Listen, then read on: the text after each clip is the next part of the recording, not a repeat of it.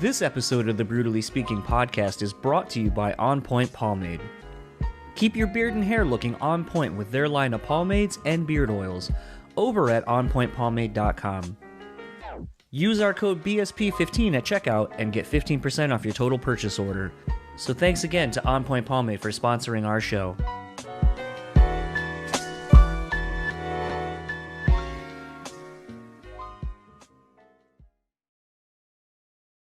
This episode is also sponsored by the Bean Bastard Coffee.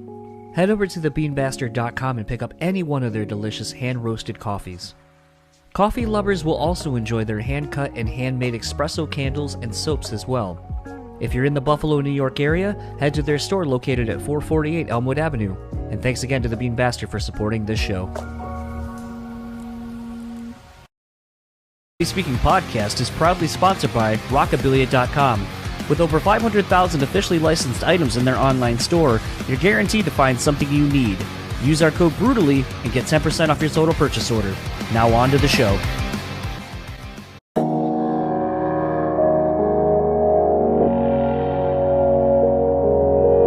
People say you have to have a lot of passion for what you're doing. This rings true because it's so hard that if you don't, any rational person would give up.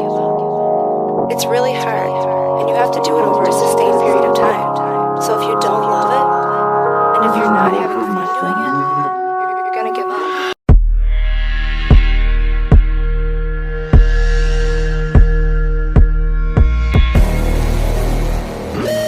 What's up, everybody? Welcome to another episode of the Brutally Speaking podcast. I am your host, John, and this episode's guest is Jesse Hubbard, author of Punk Rock and Cocktails. He also owns a music venue. He is a cocktail maker himself. He is so immersed in the world of cocktails and spirits and all of that kind of stuff, and I thought it was a perfect complement to last week's episode with Andreas Whirling. And this was an interesting one because obviously if you listen to Stoke to Fire podcast with Jesse from Killswitch and Matt Stocks of Life in the Stocks, Jesse was on that. And that is where kind of I became aware of who he was and his story.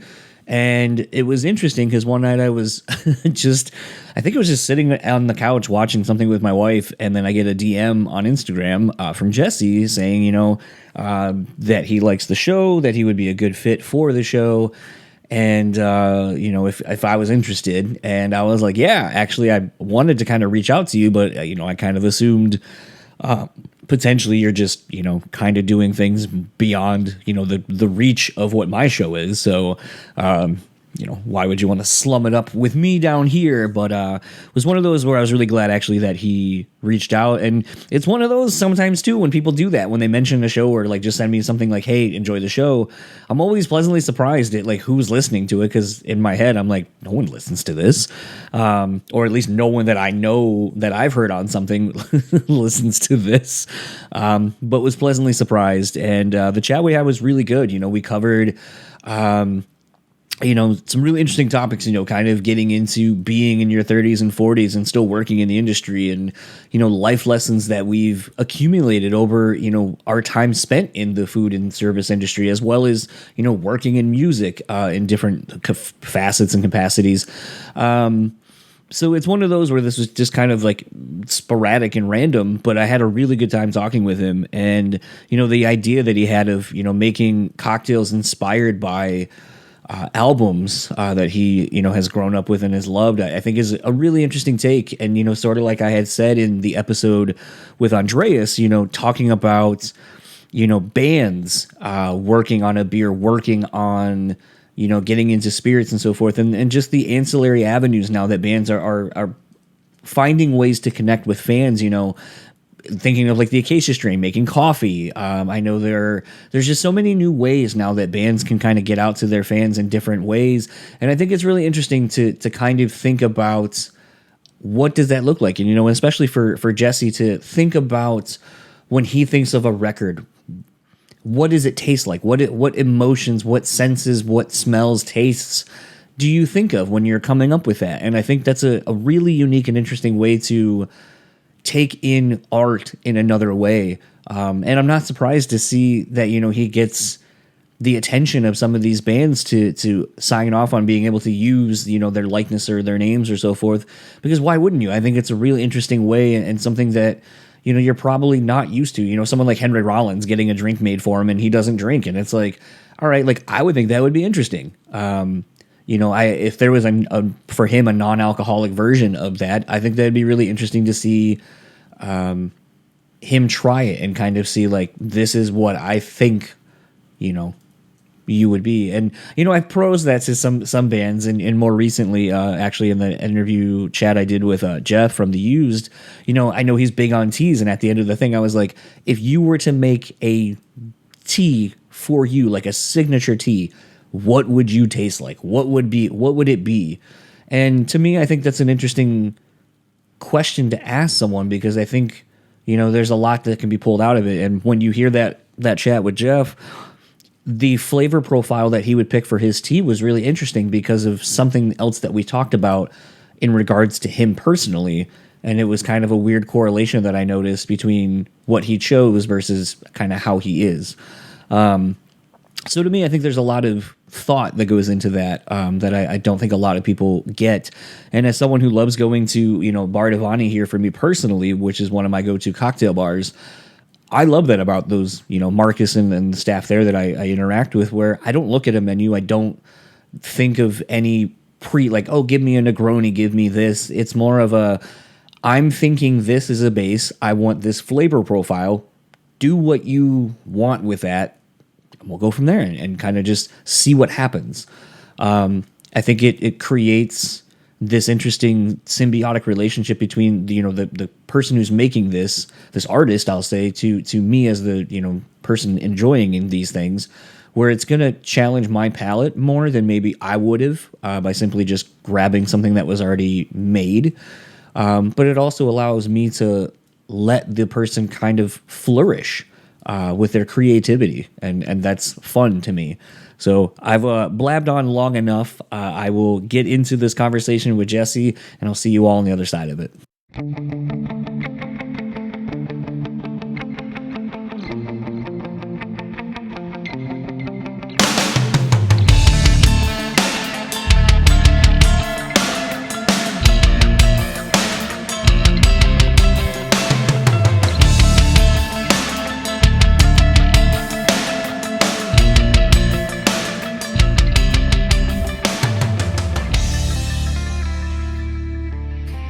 Well, I figured, so it's funny. Actually, I went back and listened to the chat you did with Jesse and Matt. And what was funny is at one point you guys were talking, or Matt, I guess, kind of prosed to you, this whole concept of, and mainly I wasn't sure if it was Americans or just people in general drinking gross things. And so I figured I would start off by drinking something that you're probably familiar with living here in the Midwest.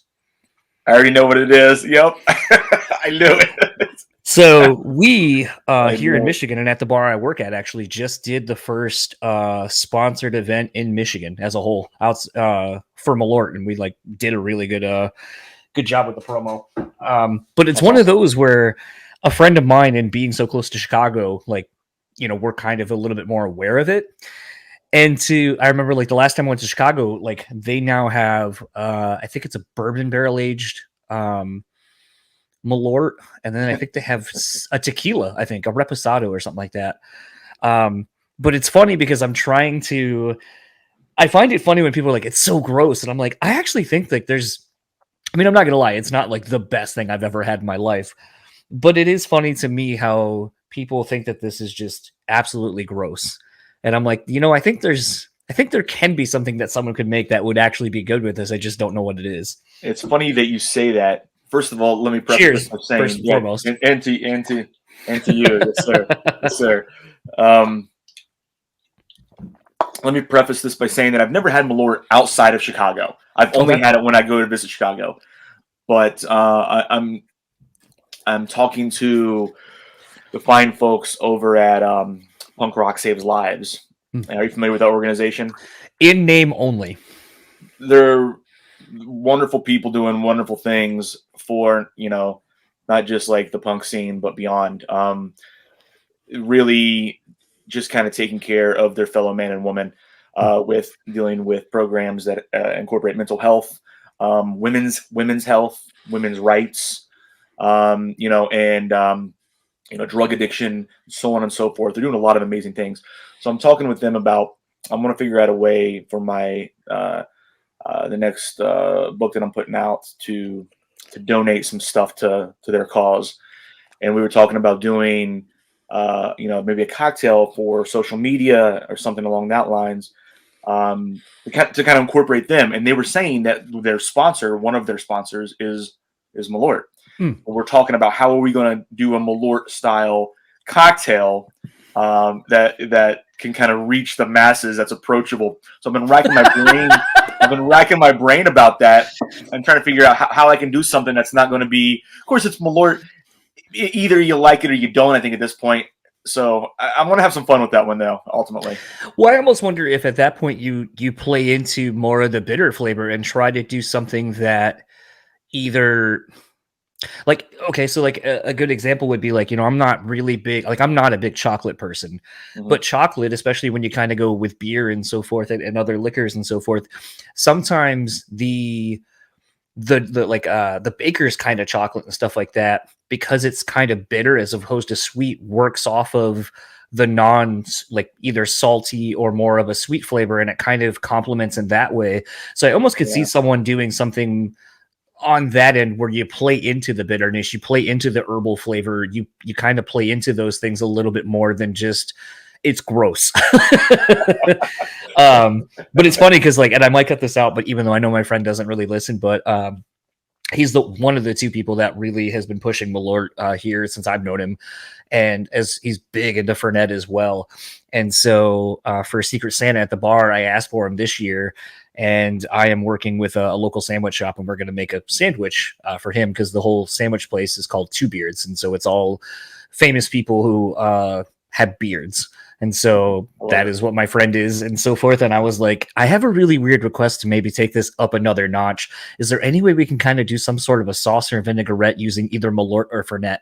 And I go, with at least Fernet, I'd imagine it'd be more of like a balsamic vinaigrette or something. But right. I was like, Fernet, I have no idea what you're going to do with that. So that's up to you, your cook people. Like if you guys can figure something out. But I mean, even I think... Cool idea.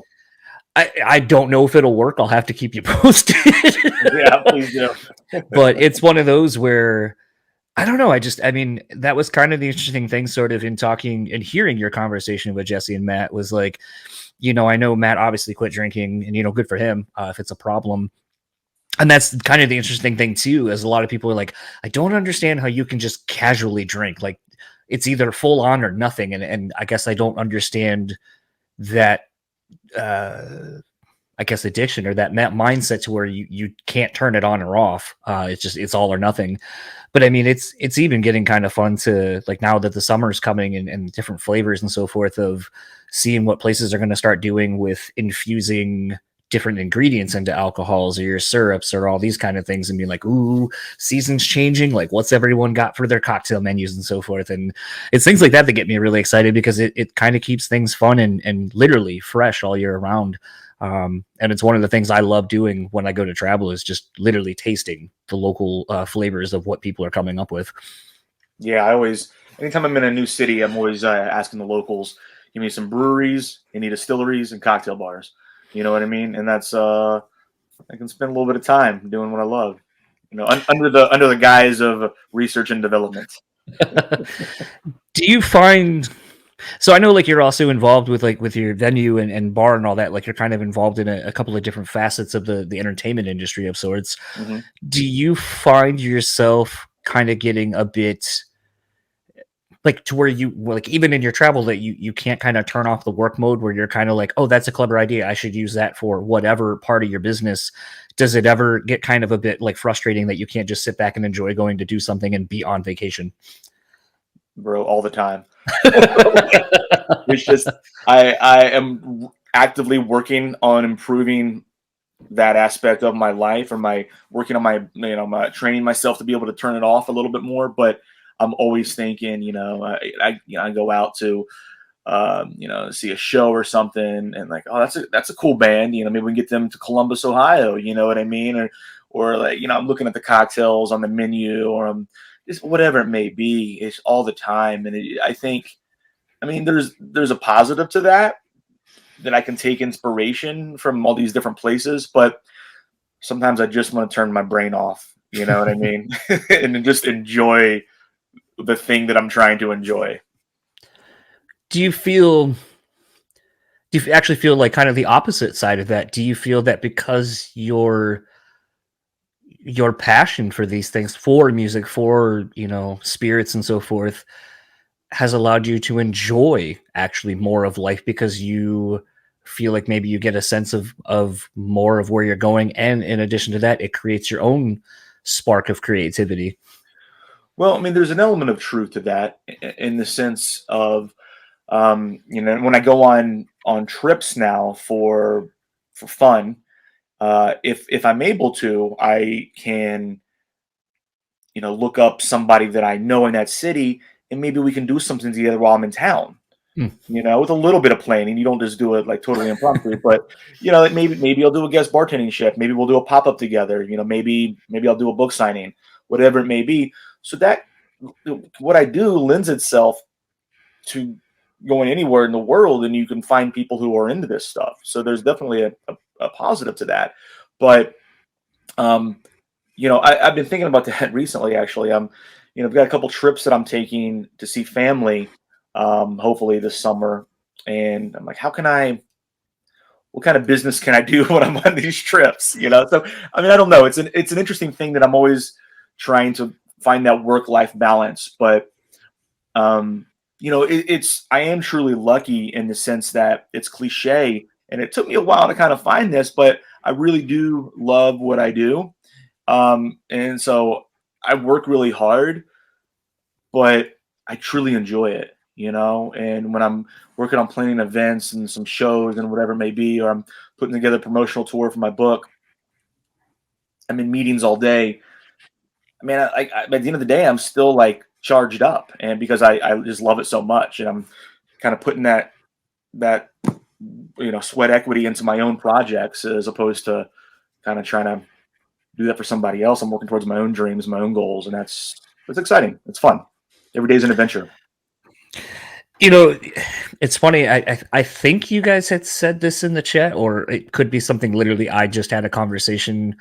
It's kind of the funny thing about this podcasting in general is like if you listen to enough, in addition to actually being someone who has conversations with people somewhat frequently, your life kind of blurs of like, where did I say this? Was it on something? Did I hear it somewhere? Or like, Dude, yeah. And I'll be honest with you, I don't even remember, like, it's been a minute now since we did that podcast with Stoke the Fire, and I haven't listened to it lately. My wife just listened to it the other day for the first time, and since it was first released, I don't really remember the specifics about what we talked about, the broad strokes for sure. But yeah.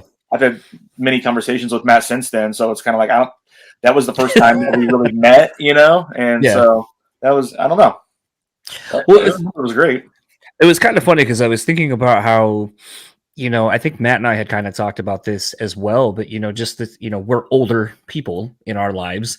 And I think a lot of people tend to think of being in the, I'll just say the service industry, that a lot of people are like, oh, aren't you too old to be doing that? And it's like, yeah. I find it funny because it's like, I feel like actually it is more of an older person's game, because it's like when you're young, you're in it kind of for all the wrong reasons. And then as you get older, you're in it and you're just kind of like, yeah, I get my ass kicked sometimes. I mean, I'll speak more to my bartenders versus me working a door, but it's one of those where it's like, I think a lot of the people that I find that are in it are kind of like Matt said, you're kind of lifers, you're kind of finding your way. You don't want to do a normal 9 to 5. And, between the friends you can make bartering, with other people who work at other places and so forth, it becomes this thing where I feel like the older you are, I think you actually can be more successful in this industry and get a lot more of the good out of it versus the bad. Yeah, I mean, the only thing is the knees don't hold up as well whenever you're on your feet for, 10, 12 hours. But I completely agree. I have a different mindset working, in or adjacent to the bar industry than I did when I was in my early 20s, serving or doing shows or bartending or whatever it may have been. I don't know. It's really interesting for me, and it's afforded me so many other opportunities and passion projects that have turned into real, um, you know,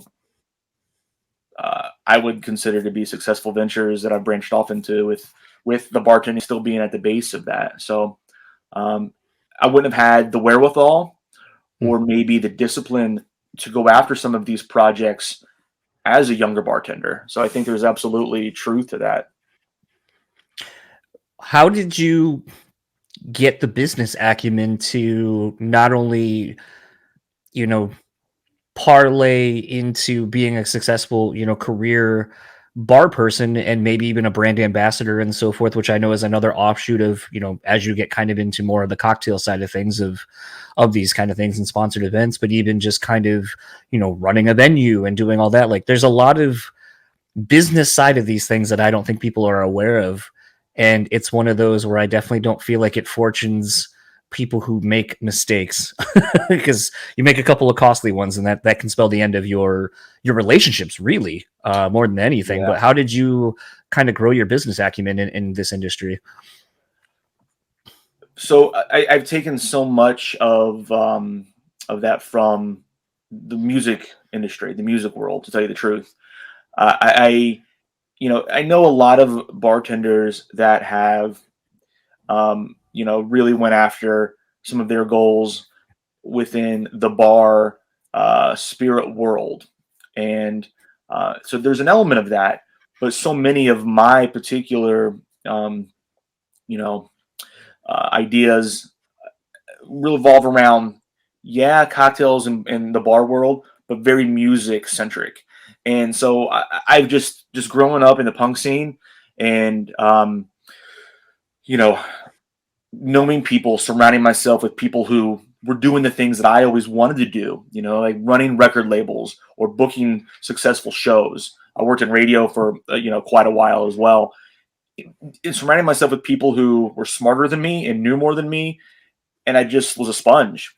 And I always, I dabbled in certain things, like I did book shows. I did, intern for a record label, and I worked in radio for 8-9 years, and I did these things, but I never did my thing. And I always remember the lessons that I was taught. I still am an avid reader. I'm not afraid to ask questions to people who I admire and look up to in my respective worlds of craft cocktail, bartending, or the music world.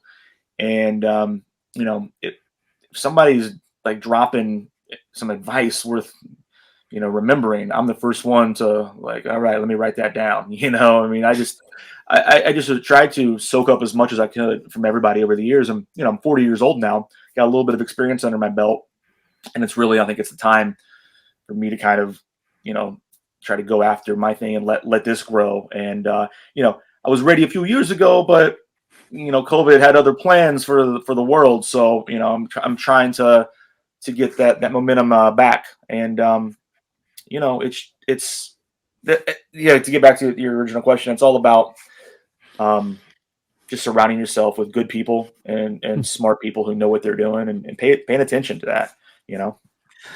It's funny because I feel like in my time, when I used to book shows, for the most part, everyone was pretty good to me, at least the people I interacted with between venues and talent buyers and all that kind of stuff. Everyone kind of wanted to see me succeed because it's like, if we book your shows and we kind of give you some of our insight as to how to make them be better, then it's better for us because we're getting a part of your money. And so at that point, it was kind of nice seemingly to kind of be like, oh, okay, like this is, the whole scene is actually, helping you. But as time went on, I kind of found that, I think I don't think it's just limited to the bar or the music industry, where there's people who I think sometimes tell you things, but they're shady as fuck and they're just kind of looking out for themselves or want you to secretly fail, but just not to your face. And it's one of those where sometimes I feel like it's hard to trust and know who to trust, because there are examples that at least I know in my life that I've gone through where I was like, man, I thought I could trust this person. And then you find out how they really feel about you, or they do something and you're like, oh, all right. So I feel like it's interesting to hear that, where I would maybe be a little bit trepidatious when I hear people talking. Like I'm like, all right, what are you trying to gain off me? What do you stand to get? And because I just don't feel like anything, like not everything in this life is free. And I don't think people who give you advice, I'm always kind of, like I said, kind of a bit leery at times because I'm like, what comes with this information that you're giving me? No, without a doubt. And you'll notice that's why I said surround yourself with good people. Because I've encountered my fair share of people, just in life in general, that need you to fail to feel good about themselves. Yes. You know what I'm saying? And there's a lot of that in the bar world, which is odd. I mean, like there's this oddly competitive kind of thing. And I have some great friends that are in this industry, but I've also met a lot of people that they're like oddly competitive. Like there's not enough room at the table for us all to eat or something. There's enough room for everybody to succeed without having to cut each other down. But there is an element of that. I don't know what it is about, that industry that causes so much of that to exist. You see people, and I'm not always talking about my own personal experience with them doing this to me, but sometimes them doing it to me, but a lot of me witnessing them doing it to other people.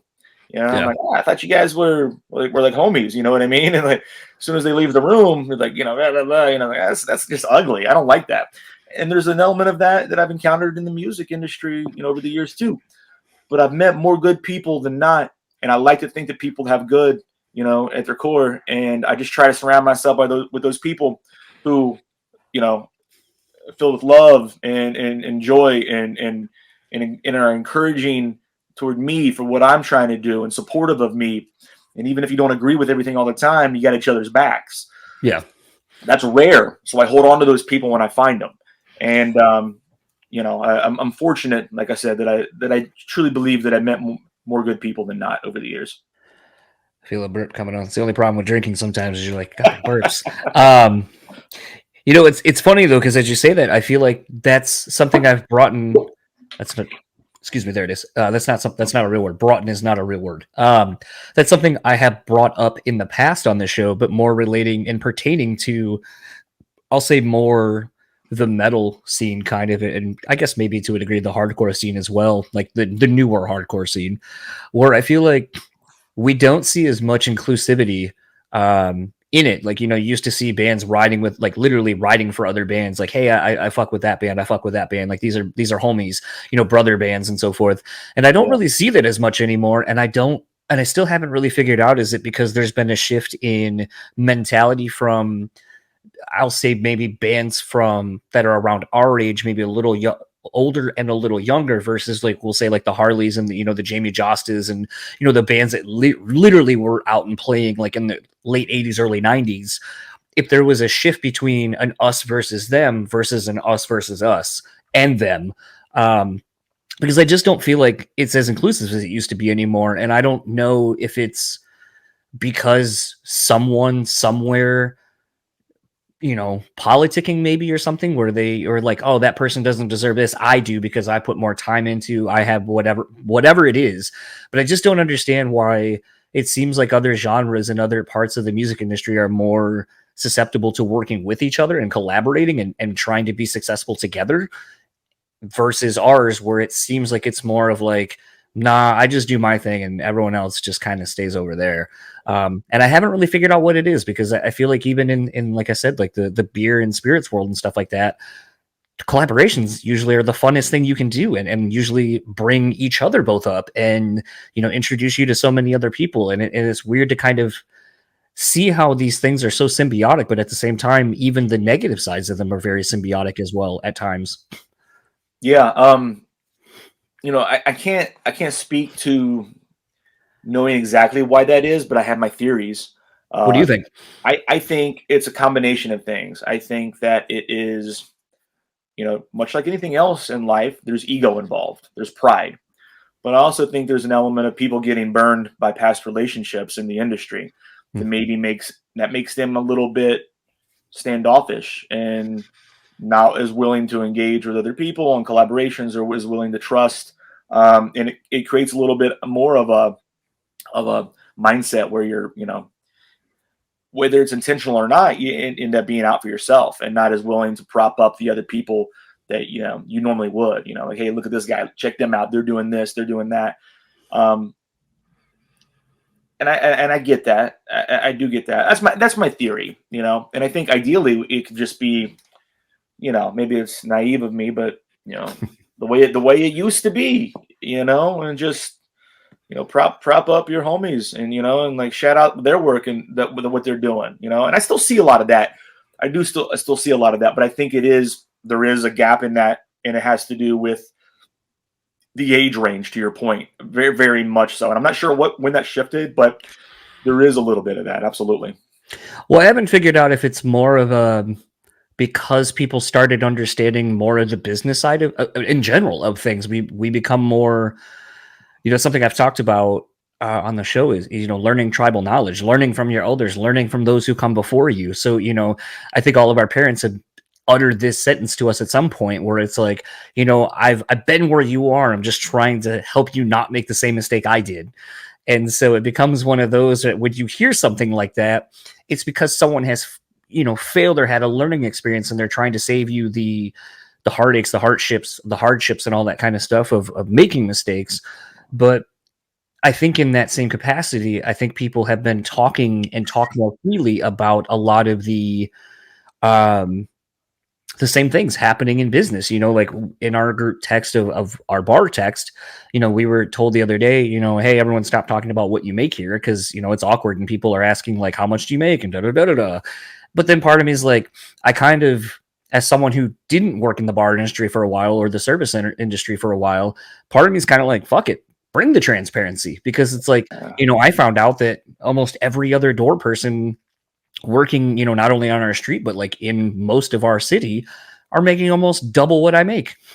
Yeah. The only reason that businesses don't want you to talk about that is for that very reason. Mm-hmm. I think to be transparent amongst your peers about what you are making is healthy. And I think good for all involved, I mean, maybe not the ownership, and they don't want, I'm not paying you as much as this place is paying you.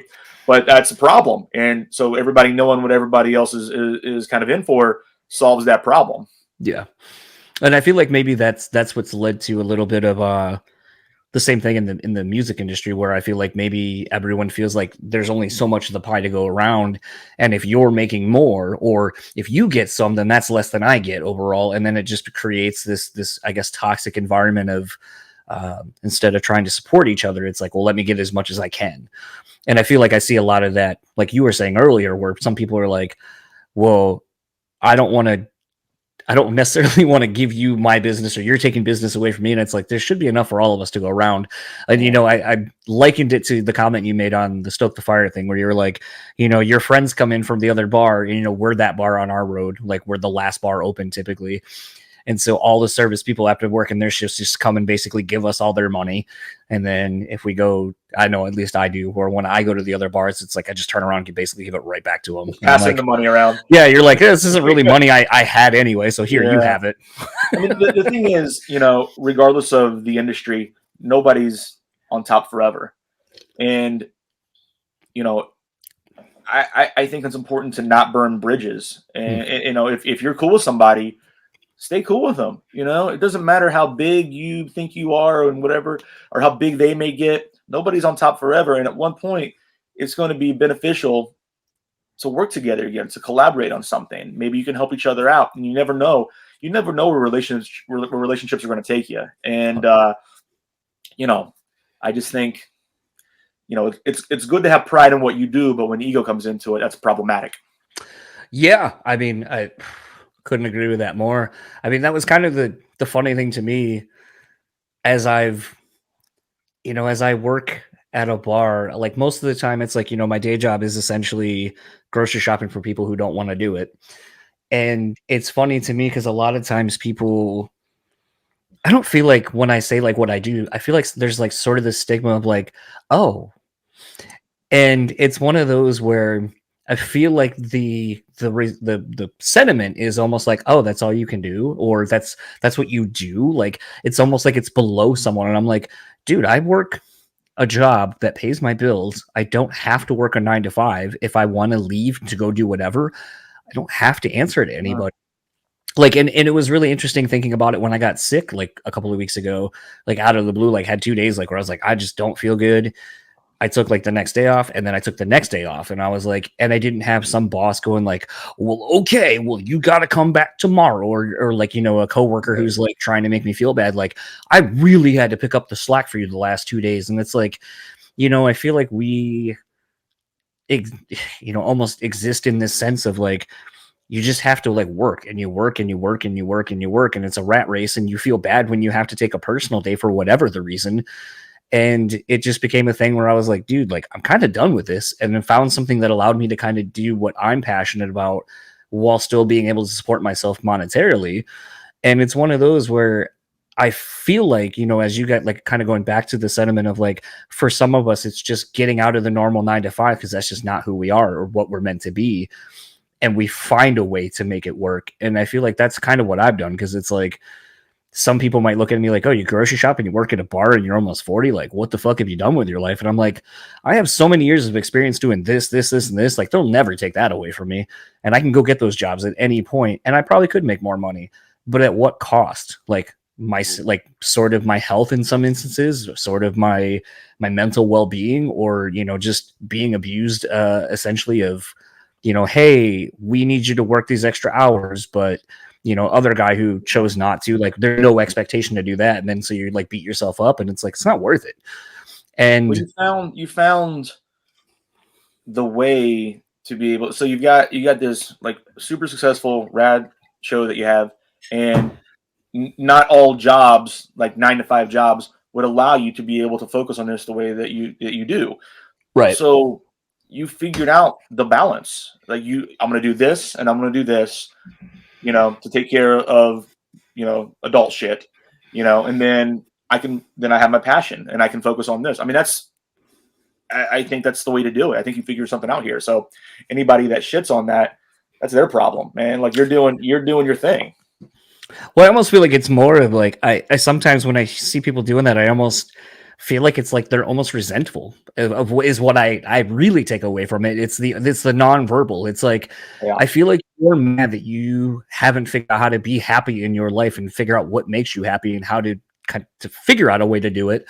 And so you're stuck. And that's really what I hear, is sort of this resentment. And I'm just like, I'm sorry that you can't figure that out, but like, that's some people never do, man. And I think that's kind of like in that rat race forever and ever. Yeah, and I feel like that's kind of the sad thing of, and I feel like that's actually something I'm noticing changing. Like, I noticed when I started working with people that were about 8 years younger than me, that like at one point, like I remember some kid was like, yeah, I'm not going to do that. And then the boss is like, well, you have to. He's like, no, I don't. I 100% don't. And then like, I was just like, what, you can do that? And then like, when nothing really happened to that person, I was like, oh, and then like, you know, they just stopped asking him to do that. And I was just like, oh, like, I guess like you can possess more authority or power, not authority, more power in ourselves than we do. And it's the power of no. Like, I know that's such a stupid thing that like, it's taken me almost all this long to realize literally the power of no.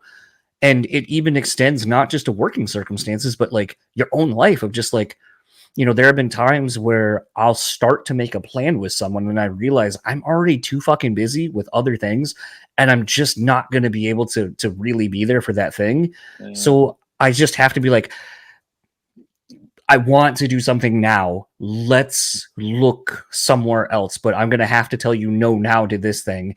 And I think that, you know, kind of going back to what you were saying earlier, it's finding the balance. And I think that's something in my life as I get older, it's so imperative to so many other things that become successful, because it's like you learn how to balance them and you learn how to make them work within your life. And if they just don't work, then it's just not meant to be, at least not at that point.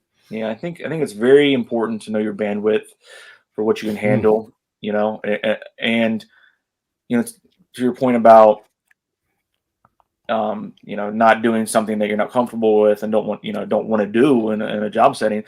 You know, it's very important to stand up for not just what you believe in, but to stand up for yourself.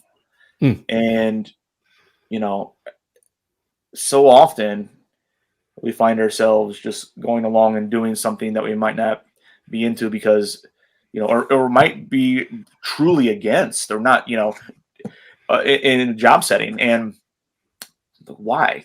There are other jobs out there. If there's something you're truly morally against and or you don't believe in it, or you feel like it's in violation of your person in some capacity, then stand up against that. I've had to take that stance recently in a scenario where I did not believe in what was happening. Like there was a company that um, had multiple COVID outbreaks, and they were not informing the staff that they had been exposed at all, and that was an issue for me. So I had to voice that.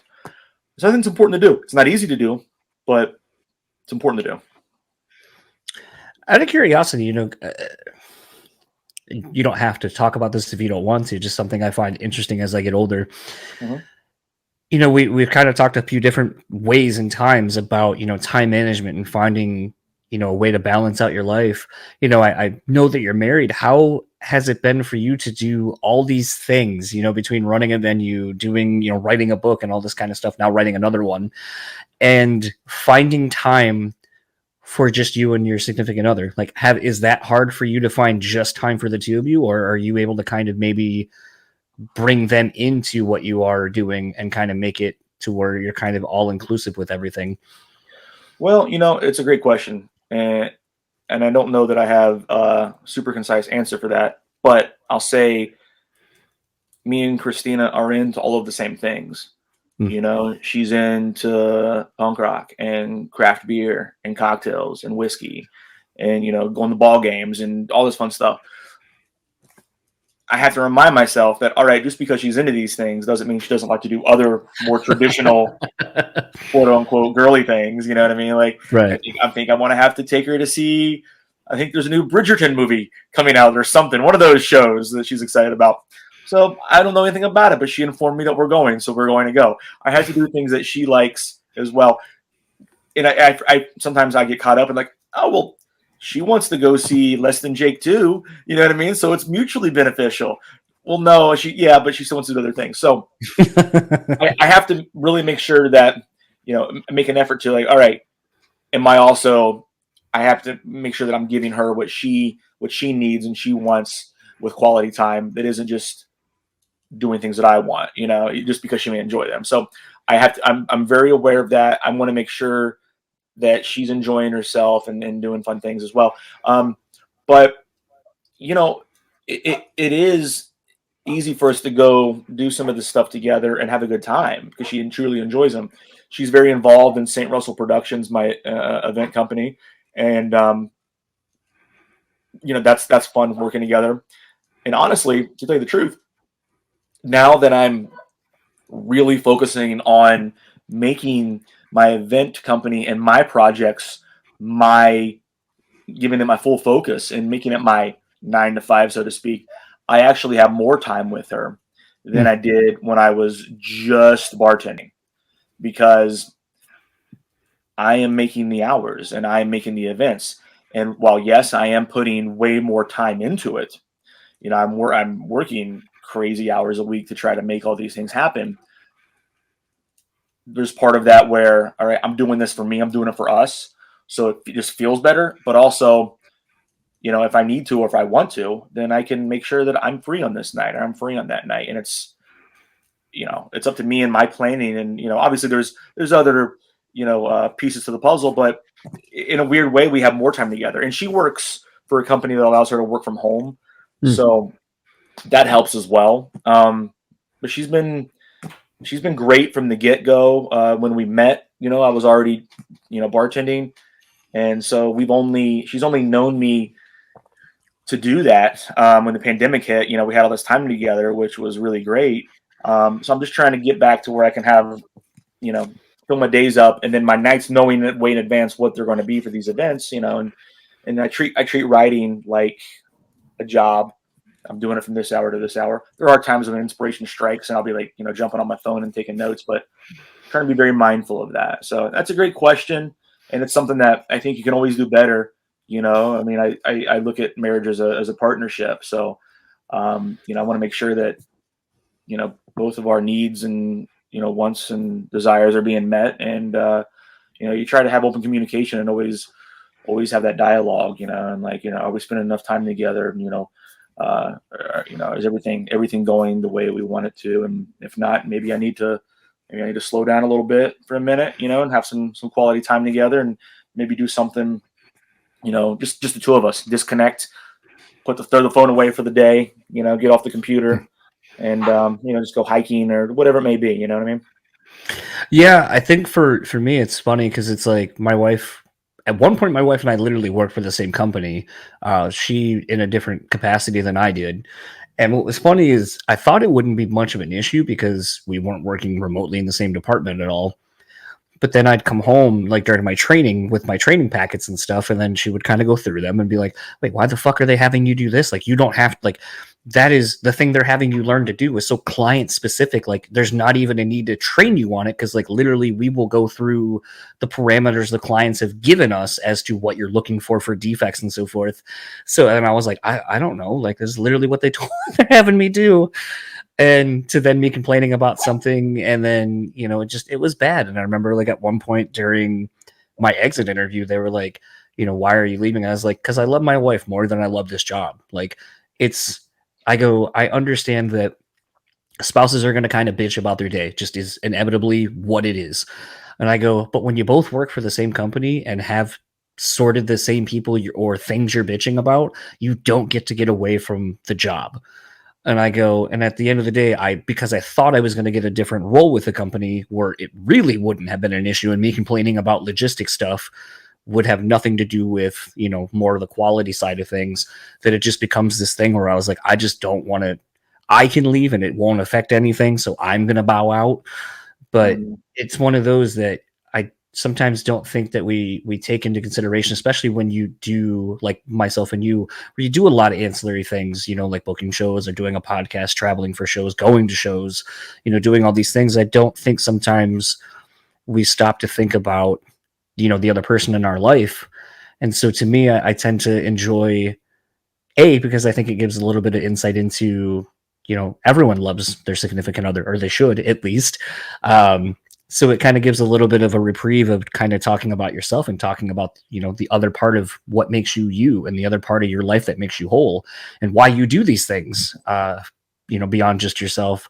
But it's also potentially you have information maybe that myself or whoever will listen to this will learn and be like, oh, I never thought to do this. Like, you say like, I realize sometimes maybe I need to take a step back and kind of reassert some energy over here.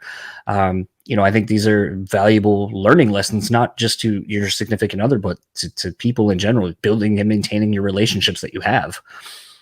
Yeah, I would say above all, just communication. Mm-hmm. And that's not a new thought, but sometimes people don't do that, and you just get caught up in your day to day. And I know I get really, I get really excited about something, and like I got some news, and I'm like, hey babe, I got so-and-so just signed off to be in the next book, or I'm talking to so-and-so about doing this show, or I got this great cocktail that I made, blah, blah, blah. I'm like, sometimes let's not talk about work. Let's just talk about, so slow down, how was your day? Like make sure that I'm giving as much as, she is, and just to talk about that, and like check in. It doesn't have to be this organized, detailed meeting type of thing. Just like check in, like how are you? Yeah. How are things going? Simple questions. Yeah. And it seems like, oh yeah, well, like no kidding. But how often do we really do that? And it sometimes you get caught up and hours roll into turn into days, and next thing you know, a week or two, and you're not having real communication. You're just talking about like work shit all the time with your spouse, and you're not spending quality time together. You're not setting aside an actual date night, which is important. Even if that date night is sitting at home watching, Law and Order: Organized Crime. Oh, come on. That one's not good. Whatever it is, what I mean? Got Dennis Leary in it now. Dennis Leary's awesome. Yeah. I don't know. Whatever it is, you get what I'm saying? Like whatever it is, it doesn't have to be a big thing, but just to have that quality time together where the phone is off. I'm not sending emails. I'm not responding, because you know how it is. Like, in our worlds, communication happens all hours of the day, and it's not like I had to have a talk with her, and let her know that, like, I'm not on here just playing on social media, chatting with my friends. Like, it might seem like it's midnight, but it's like 9 on the West Coast, and somebody just getting ready to go do a show or whatever it may be. And so there's a lot of elements to it and have to interact and at all times. And so that made sense. And like, okay, I explained that. I had the communication with her. Like, I'm not doing this because I just can't not be on my phone. I just have to. It's like it's the work computer and so often. So, but just to disconnect, unplug that, and have time together where you're not doing that is very important. Yeah, I think it's hard, and especially like it's funny because I know she goes through the same thing where she'll get emails because her company that she works at essentially is 24 hours now, all 7 days a week, and so you have different shift managers reporting about something, and so sometimes you might get an email as you're out at the bar or whatever, see it, and then it's basically something that you're going to have to address when you go in or whatever, and it's tough because like she'll be like and like start responding, and I go, "Can you wait?" And she goes, "I could, but I'd rather just deal with this now." And I go, totally understand. But then, there are times where I'll get, text messages or, emails or whatever, and I'll do the same thing. We'll be out and I'll just be replying to a lot of different things.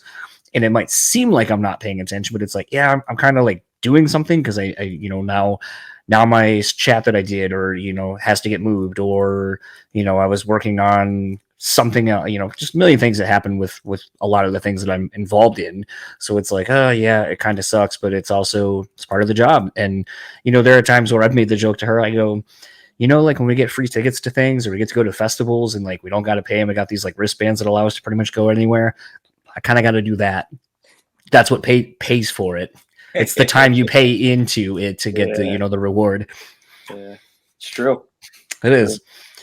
Speaking of your book, I saw last night, or maybe it was early this morning, I don't know. Concept of time is a little thrown off today, but are you done with part 2 of the book, or are you just starting part 2? I'm nearing the finish. Okay. I've already started it. No, well, I hadn't shared anything. Okay. People knew that I was maybe going to do another one, but like, yeah, I am doing another one. I mean, the series could go on forever. I love a million bands, so it could go on forever. But I'm hoping, start doing a little book tour, maybe into summer, early fall. I can have it done by next month and ready to roll, but at a certain point it's out of my hands. Like, how fast is the production and the printing and the release and the advertising, and so yeah, I'm talking to a couple agents, which may delay the process a little bit. I'm not entirely sure. I didn't have that for the first book, so for the second book, I want to make a real push and do more of it through the traditional sense of things. So late summer, early fall, I'm hoping. You had talked about how sometimes inspiration will strike for the book. And I tend to find with some of my more cocktail centric friends, they will say that the same thing where, they'll be talking about something, thinking about something, going grocery shopping, then an ingredient comes into mind with something else. And, the inspiration strikes in that sense, which, it's not really something I've ever talked about. And I don't really know that there are a lot of people who understand that same creativity of a song lyric or a riff or whatever can come to you literally anywhere. The same inspiration can strike for creating a beverage or a drink of some sort based on ingredients or where you're at or whatever. Yeah. So it makes me wonder, when you're writing a book, what is it that what does the inspiration look like? Is it an idea for a cocktail, or is it an idea for something you're literally going to write? So, it's funny you say that about the cocktails, and I've got in my phone a whole list of just cocktail names, and a whole nother note category of ingredients or pairings for ingredient pairings. It's like, well, this might be good at this, or so just put there so I don't forget it. With the book, it starts fairly easily for me because I'm picking bands and albums that matter to me. You know what I mean? That I'm excited about. I'm not it's not some like corporate partnership where like I'm gonna write about this band for this amount of promotion, blah blah blah. Like no, I'm going through and I'm reaching out to the bands or the management or the record label or whoever the necessary person is to get permission to use their art, the album art in the book. Once I do that, well, I can start writing pretty easily about why this album matters, my personal connection, share a fun story, maybe a time I saw them in concert or something silly happened. You go to enough shows, you got ridiculous stories for a lot of shows. So I try to make it, a blend of, sincerity and humor, and really kind of let, the reader like know a little bit about myself.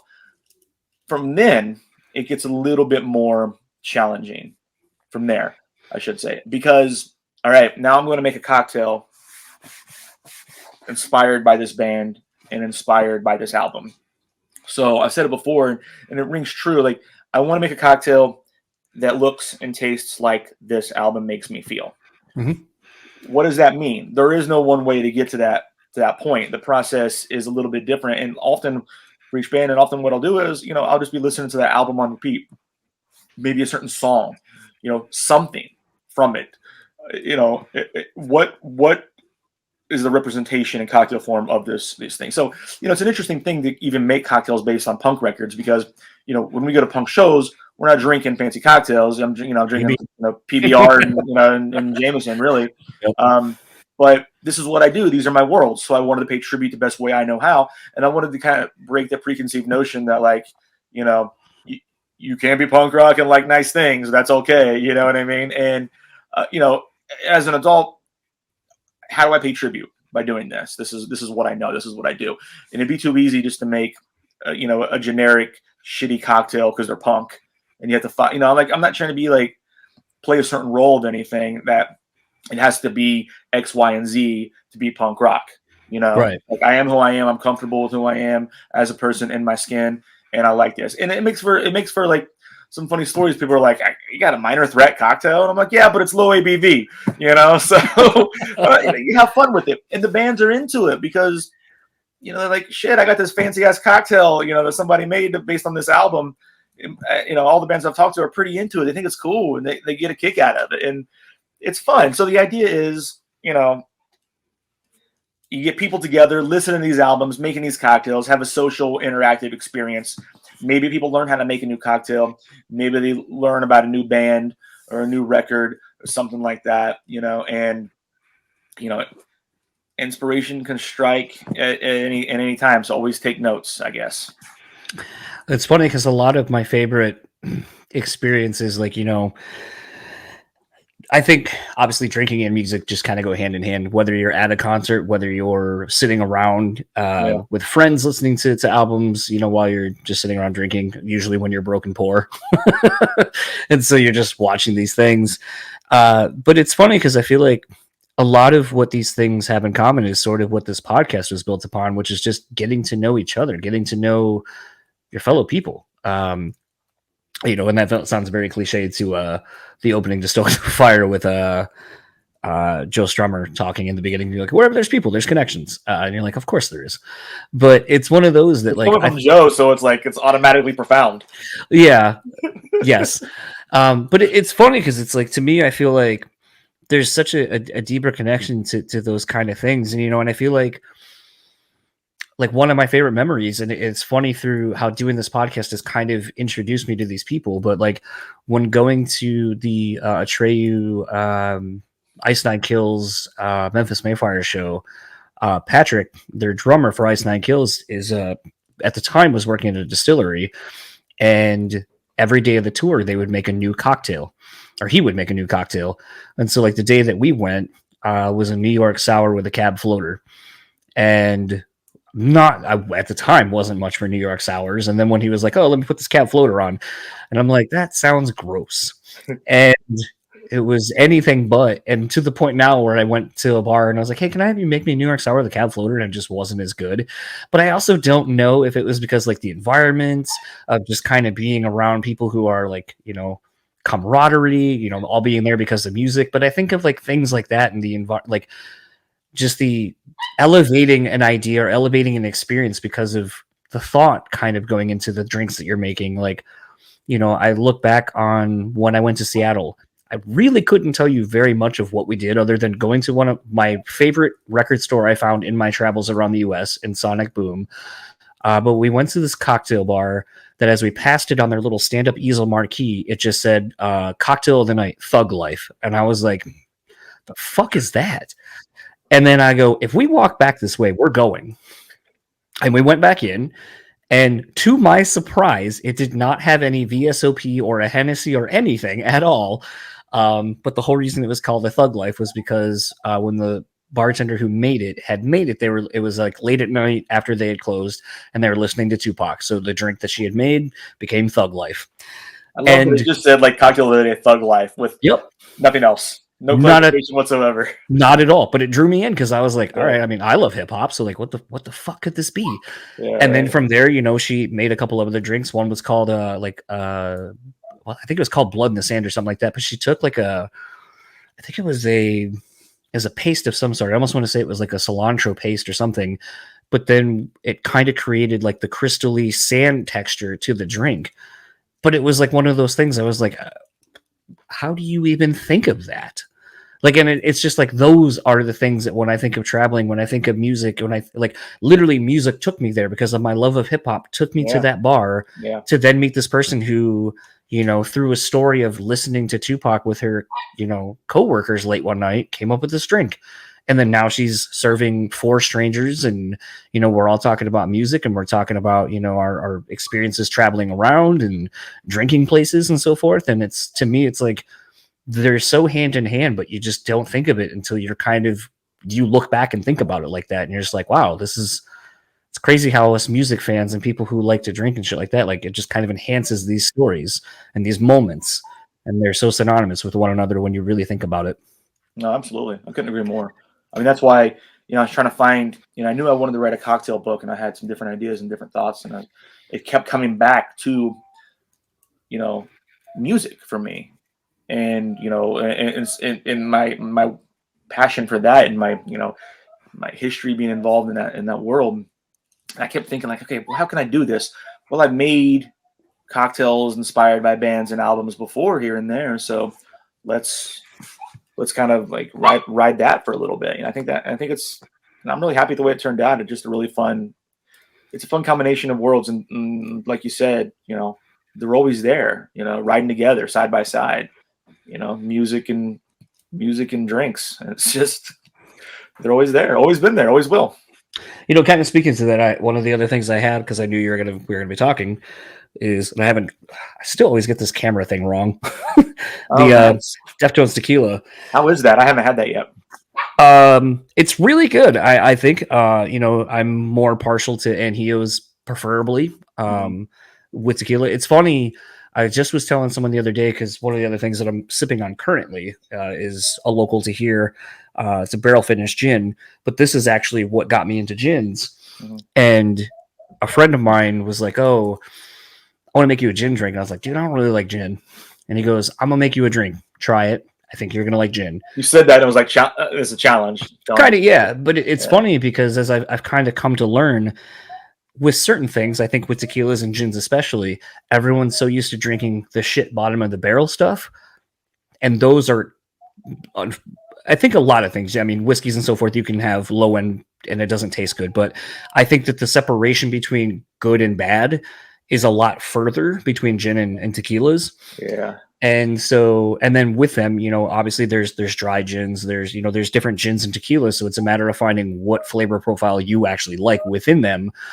And it was one of those where in finding these, like, I've been challenged and I enjoy them now, but with the tequila, with it being an Anhijos, it was really good. But when I went to find this, because it wasn't available here in Michigan, so I had to do what I do with a lot of stuff I get that isn't technically legal here in Michigan and acquiring it, but scouring the internet and trying to figure out things. And I had found a company in Tennessee that was going to be getting some, and I had a friend that lived there, so I was going to be like, "Hey, if I can find some and I pay you, can you go get it and then send it to me?" And when I contacted this local liquor store down there, the person was like, "So I actually know the owner of and I'm probably going to mispronounce this name, but of Aubrey Ojos or whatever.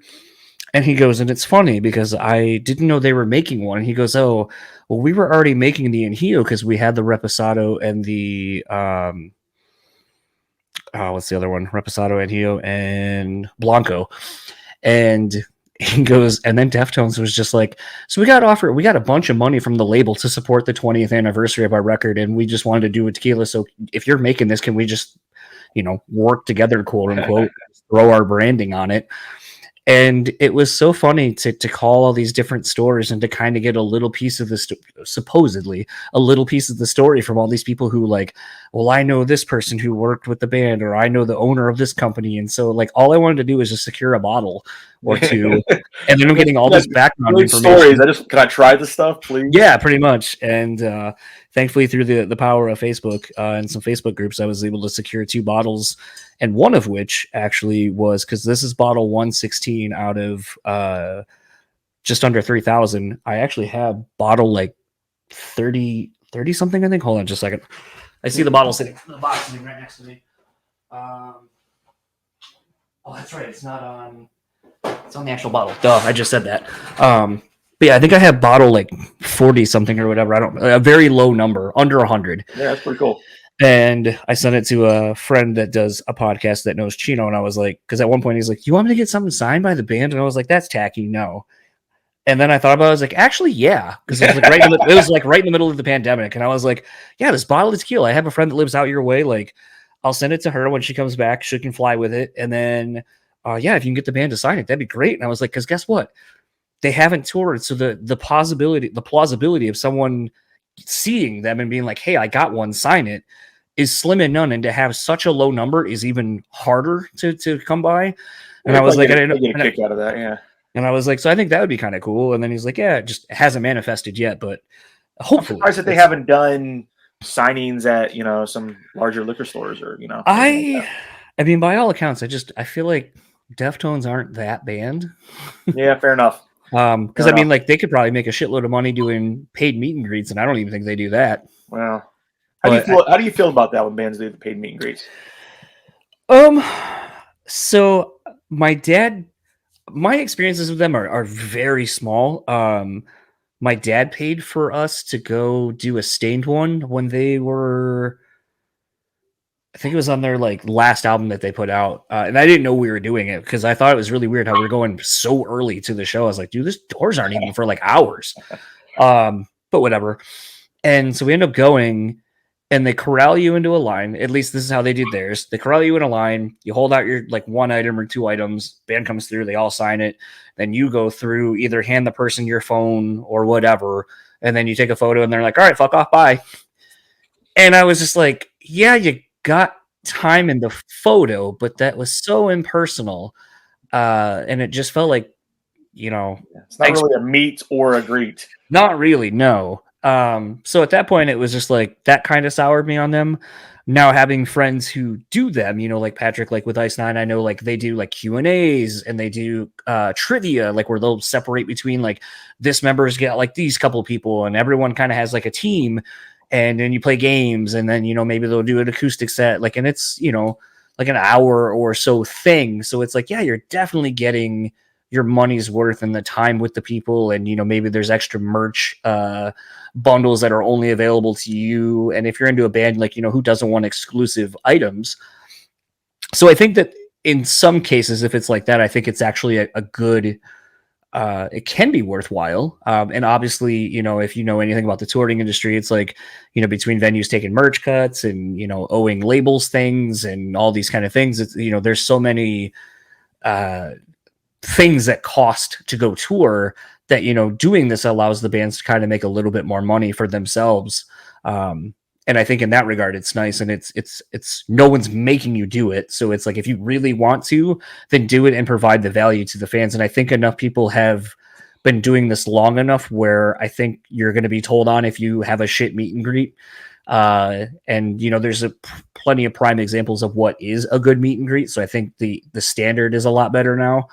But I think it's a good thing, but it's weird because like I joke with my wife all the time, when I get to do this, it's like I'm sure there would be people who would probably pay a lot of money to do this. And, getting to talk to a lot of people's favorite person in a band for 40 minutes to an hour or however long, and you can't put a price on that. So to me, it's like, I feel like I got the best meet and greet. It's one-on-one. Yeah, man. I don't have to pay for it. Yeah. And a lot of times I end up becoming friends with a lot of these people, and and then it becomes something more than just this. But it's funny, I've made the comment several times on the show about this weird duality of still being a fan, but you're a friend of someone in a band that you loved. But it isn't until they're literally on stage that you then like the flip happens where you're like, oh my God, I love this song. Oh man, this takes me back to whenever that song or record came out, and it takes you back to what it means to you and all those kind of things. But then maybe that person will look at you and you're like, oh fuck, it's my friend. Yeah. It's a weird thing. I have some people that I'm tight with that are similar situations, in the music industry when they're very, very popular, and you get to see them so much as just a regular person, and I almost forget that they're famous. Yeah. And then when I see them interact with fans, I was like, oh yeah, they're like a superstar. Like it's weird. It's weird to see almost, like the kind of that change. And like, oh yeah, it's not just so and so. Like this is like a big time musician now. Yeah. Sorry, I wanted another sip of my gin. But I was gonna say, like, the thing that I think is interesting is from your perspective, with a lot of bands making spirits, making beers and all this kind of stuff. How do you feel about it from your perspective, and how have you found most of them to be from the actual, like, how is it? How does it stand on its own? As far as the spirits, the products? Yeah. Listen, I had this conversation with somebody the other day, honestly, and they were talking about the Darius Rucker has a new spirit out. Let me guess, it's a whiskey. I think so. I don't remember. He was probably is. He was telling me about it, right? And I was like, and they were like kind of shitting all over it, and I'm like, good for him. You know what I mean? Like, I think anytime that you're afforded an opportunity to do something that is cool to you or exciting to you or matters to you, you should do it. Now, there are scenarios where I'm sure some of these musicians just don't have anything to do with the product itself, and they just slap their logo on something, and all of a sudden they're an ambassador for it. And that's like whatever. I mean, that's not exactly the way I would go about doing it.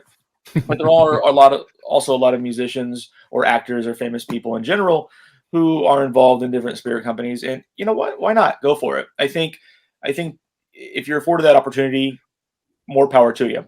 Doesn't mean it's going to be good. Doesn't mean that I'm going to buy it or that I'm going to like it or that I'm going to support it necessarily.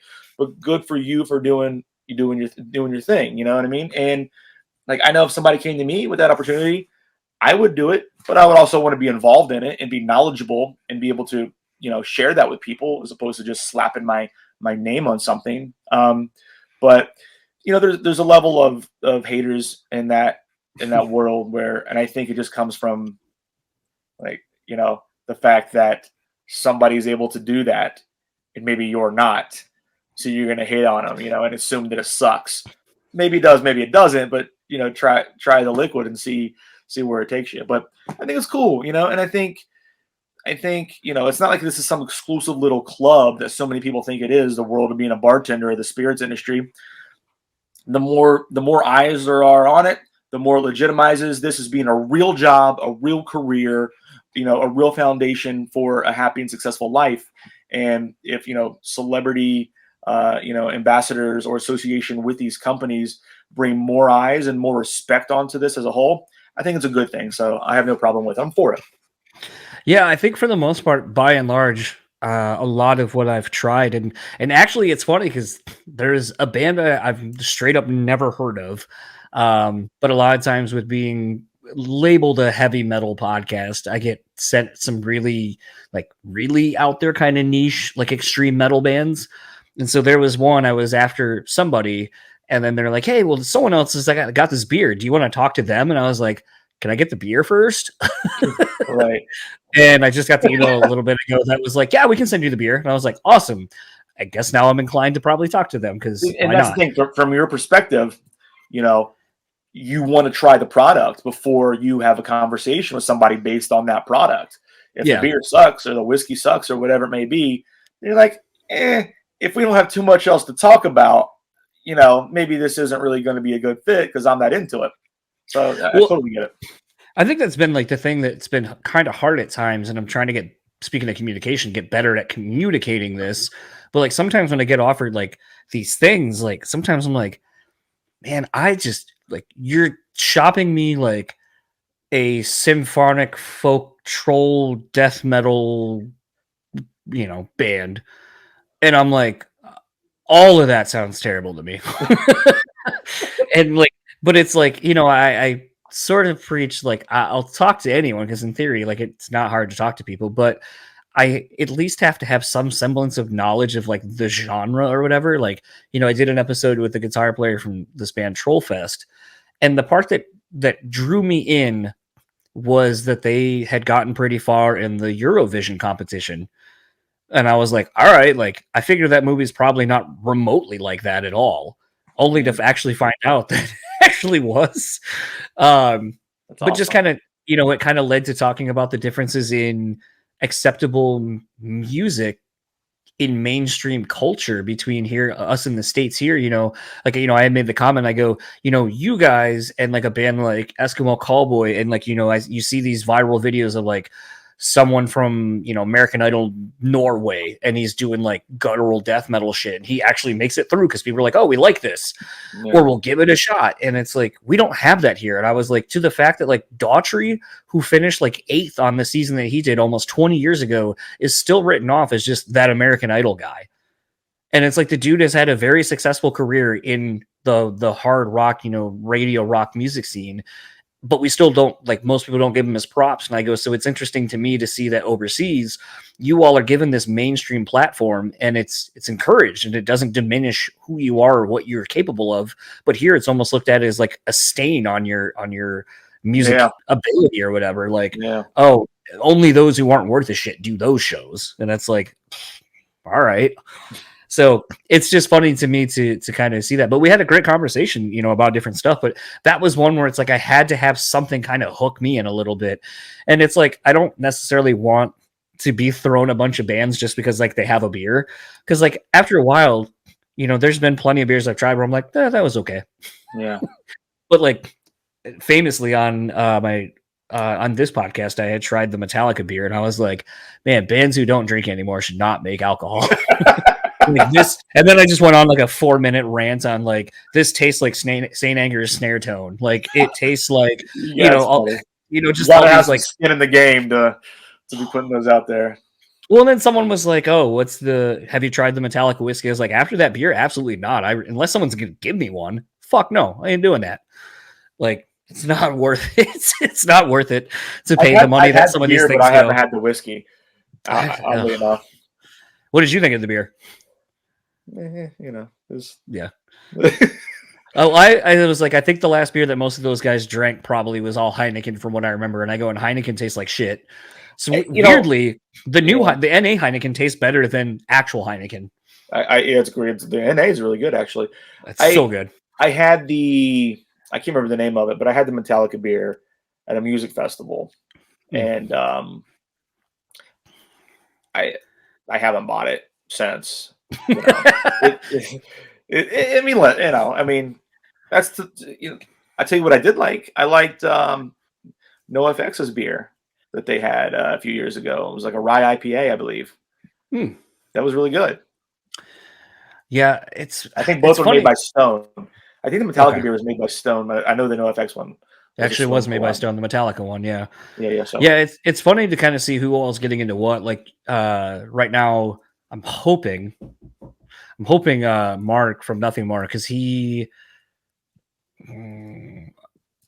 think I'm okay to say this because at least they dropped the beer already, so maybe I'm okay to say this.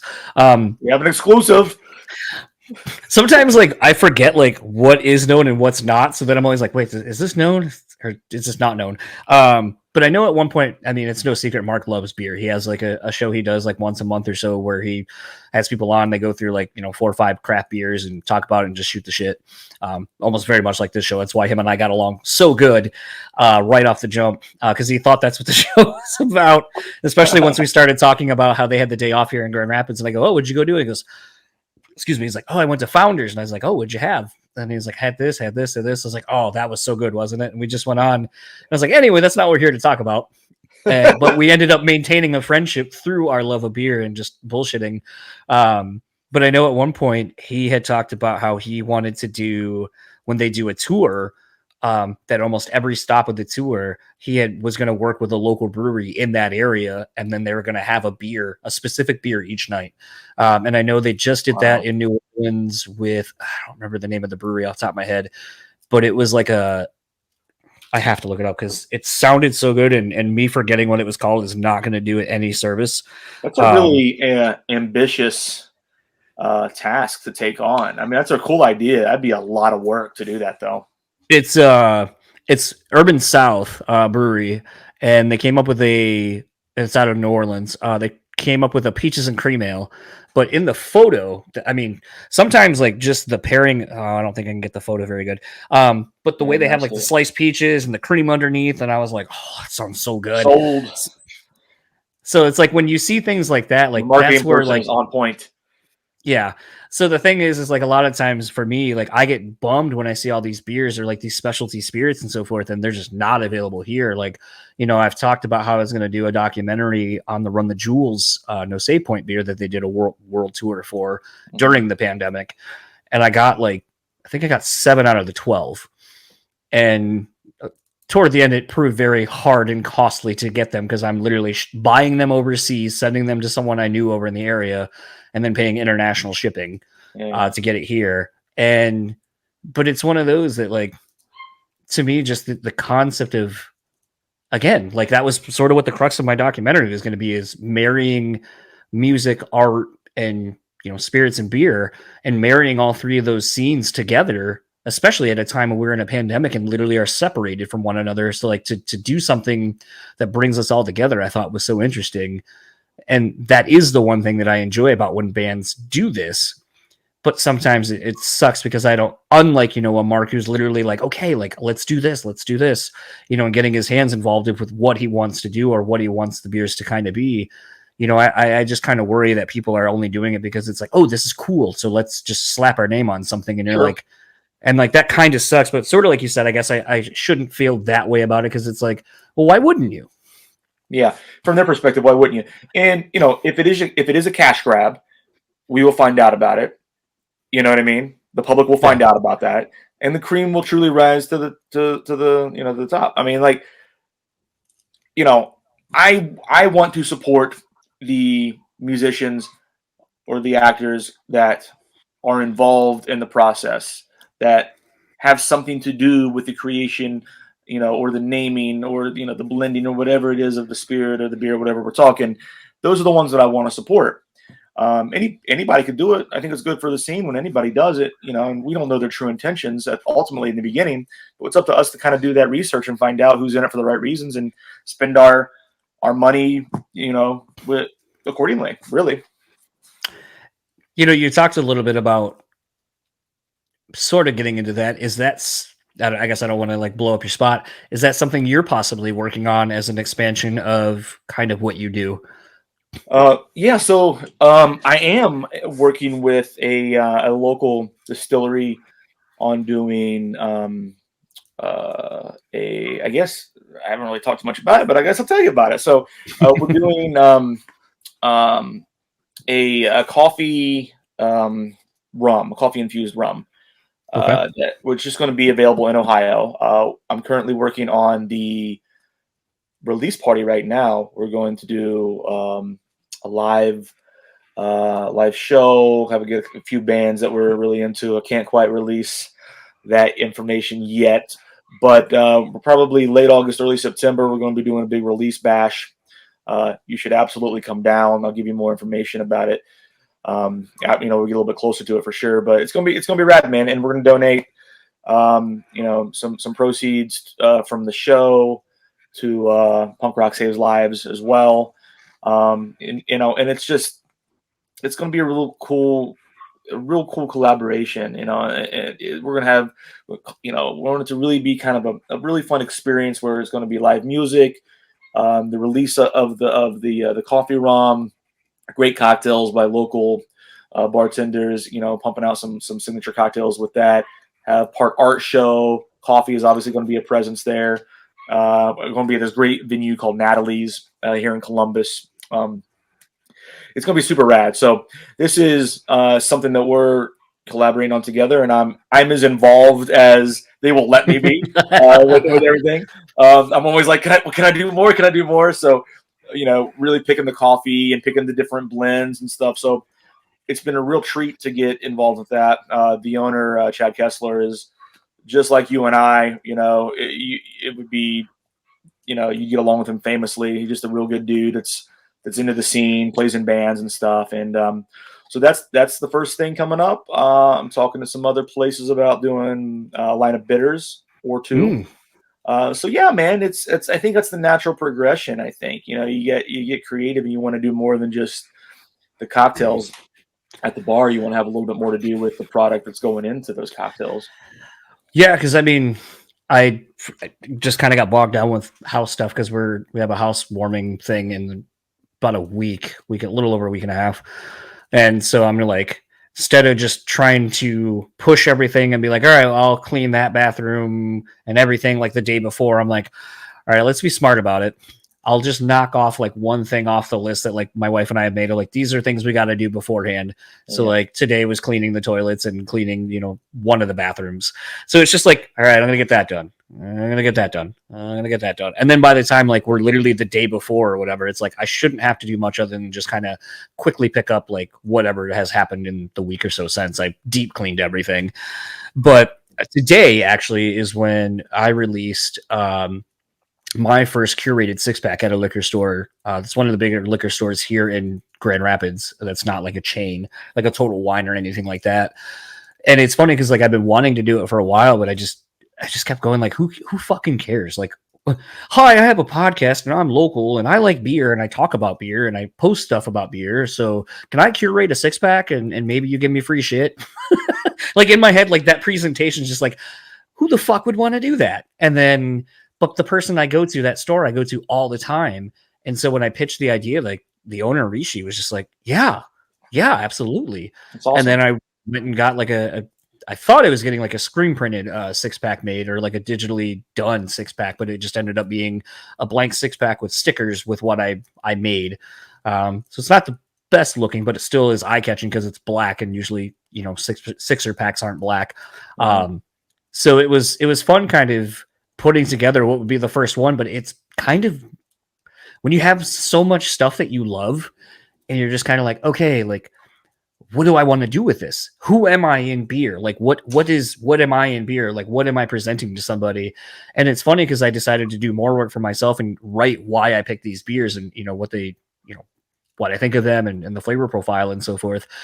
And it was funny because I decided that the task I want to have is I want to try to curate a 6-pack that has, it's not all one flavor. It's not all stouts. It's like, here's like a seltzer, here's a cider, here's, a stout, here's a porter, here's a sour, here, I want there to be at least hopefully 2 to 3 things in there where you're like, I don't know, but it sounds good. So I guess I'll try it. And, it was funny because one of the beers I had in there in the first one's like $7. And I was like, I think I should really try to keep these around $20-25 for the sixer. And I was like, I know this first one's going to be way over budget. And it ended up coming under just $20, even with a $7 beer in there. Oh, nice. So now I'm almost like, oh, maybe that should be the thing where I put in kind of a higher end beer that you may not think you want or wouldn't try because of the price point. But for a curated one, you might be like, you know what? That was actually pretty good. And maybe it'll get me to be a little bit more adventurous with some of the higher price point things. But sometimes the ideas evolve, and you have a great, starting point. And as you do it, you kind of, it changes up and it evolves over time. So absolutely. But it's funny too, because a lot of people are like, oh, I don't know what you're going to put in there. Because I also, as much as I'm a Jack and Coke guy, I also will drink a bunch of different other stuff, like, one of my favorite cocktail bars to go to. I don't even look at the menu. They don't even offer me anything. They just go, "What are you thinking?" And I'll go, thinking tequila, a little bit of heat, maybe some sweetness, smoke, go. And the person will be like, "Got you." And like, it's crazy. Like some of the crap that I throw them with what I think isn't very much. And then they just they're like, "Oh, I got something." Yeah. And then they get real excited. You see them behind the bar, like pulling out crap that they don't normally pull out. And then you're like, "What is it?" Like, so actually I've been working on a Mexican hot chocolate kind of a drink. And you're like, okay. So, but it's fun to be adventurous and just kind of to do that. And it's funny because I had this epiphany the other day. I was like, my drinking is so much more adventurous than my eating. Like, Oh, yeah. I'll drink just about anything, but I will eat just about nothing. And I don't know why that is. Actually, I do know why that is, but it's very weird when you kind of realize these things about you. That's funny. What other projects, if you can talk about them, do you have for this year, and kind of what are you excited about for the rest of the year?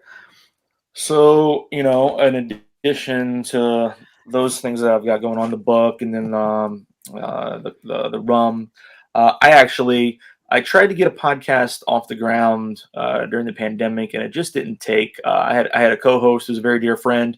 He just had too much on his hands, and we couldn't get it off the ground. So I am actually going to be officially entering the podcast world myself.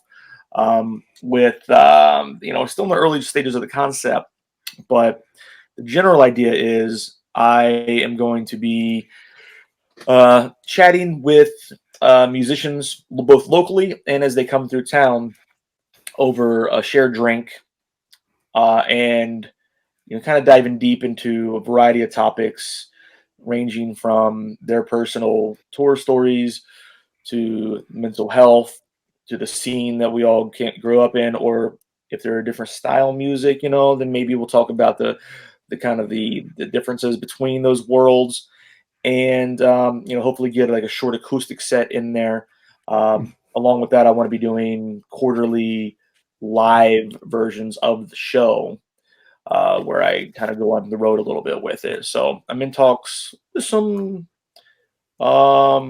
different studios to do that. I have somebody in particular that I think would be a really good fit, and I've already reached out to some of my friends in the music industry, and could be getting some big names on there right after I start. So just kind of finalizing everything. So kind of thinking about doing that in seasons. About 6 months on, 6 months off. So it's not too much on my plate. Maybe twice a month kind of thing. But I'm excited about that. That's something that somebody came to me about, and I was like, yeah, I think it'd be kind of cool to do that. And the more you think about it and you chat about it, it kind of rounds out the idea. Like I was saying, it evolves. It turns into this thing where something I can really sink my teeth into, but it doesn't take away from what I'm doing with my other projects. You know what I mean? I think just like a lot of the things it seems like you do, it would almost be like an enhancement to, or a connection to what you're doing. Because obviously the book would lend itself to kind of potentially, depending on who you have on, if you've made a drink about them, like you could make that drink. I know that was something I think Jesse or Matt had mentioned to you, like making them on YouTube or on social media. But I was going to say you could take that a step further and, actually drink the drink with someone and talk about the record or talk about the song that it was inspired by and things like that. So I think obviously it's a very, what's the word I'm looking for? Symbiotic relationship with a lot of what you're doing, obviously, and kind of can complement everything else that you're already doing. So that makes total sense. Yeah, man. That's kind of my thought process. So I'm not reinventing the wheel, but I'm adding my personal touch to something that I think would be really kind of cool in that aspect. And it's very much, I didn't set out to say, hey, I'm going to make this my brand. These are just things that I love. And in turn, it has, evolved into my brand because that's what people associate me with. Yeah.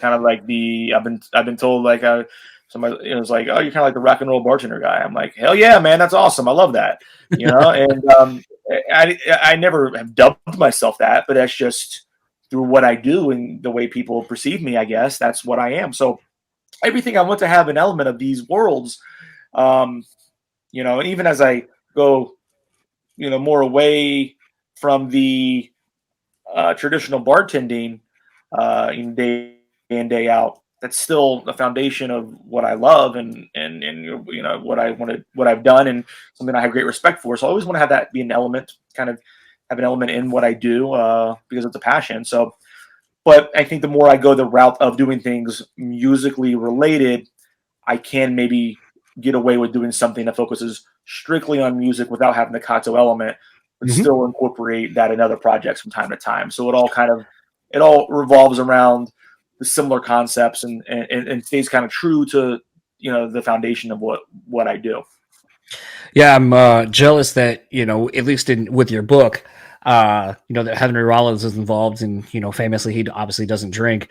Yeah. That has been somewhat of a struggle at times with me with getting guests on. Like famously, I joke now because I think it's funny, but Scott Stapp wouldn't do the show because it was tied to drinking. And I was like, dude, we don't talk about drinking during typically don't talk about drinking during the interview.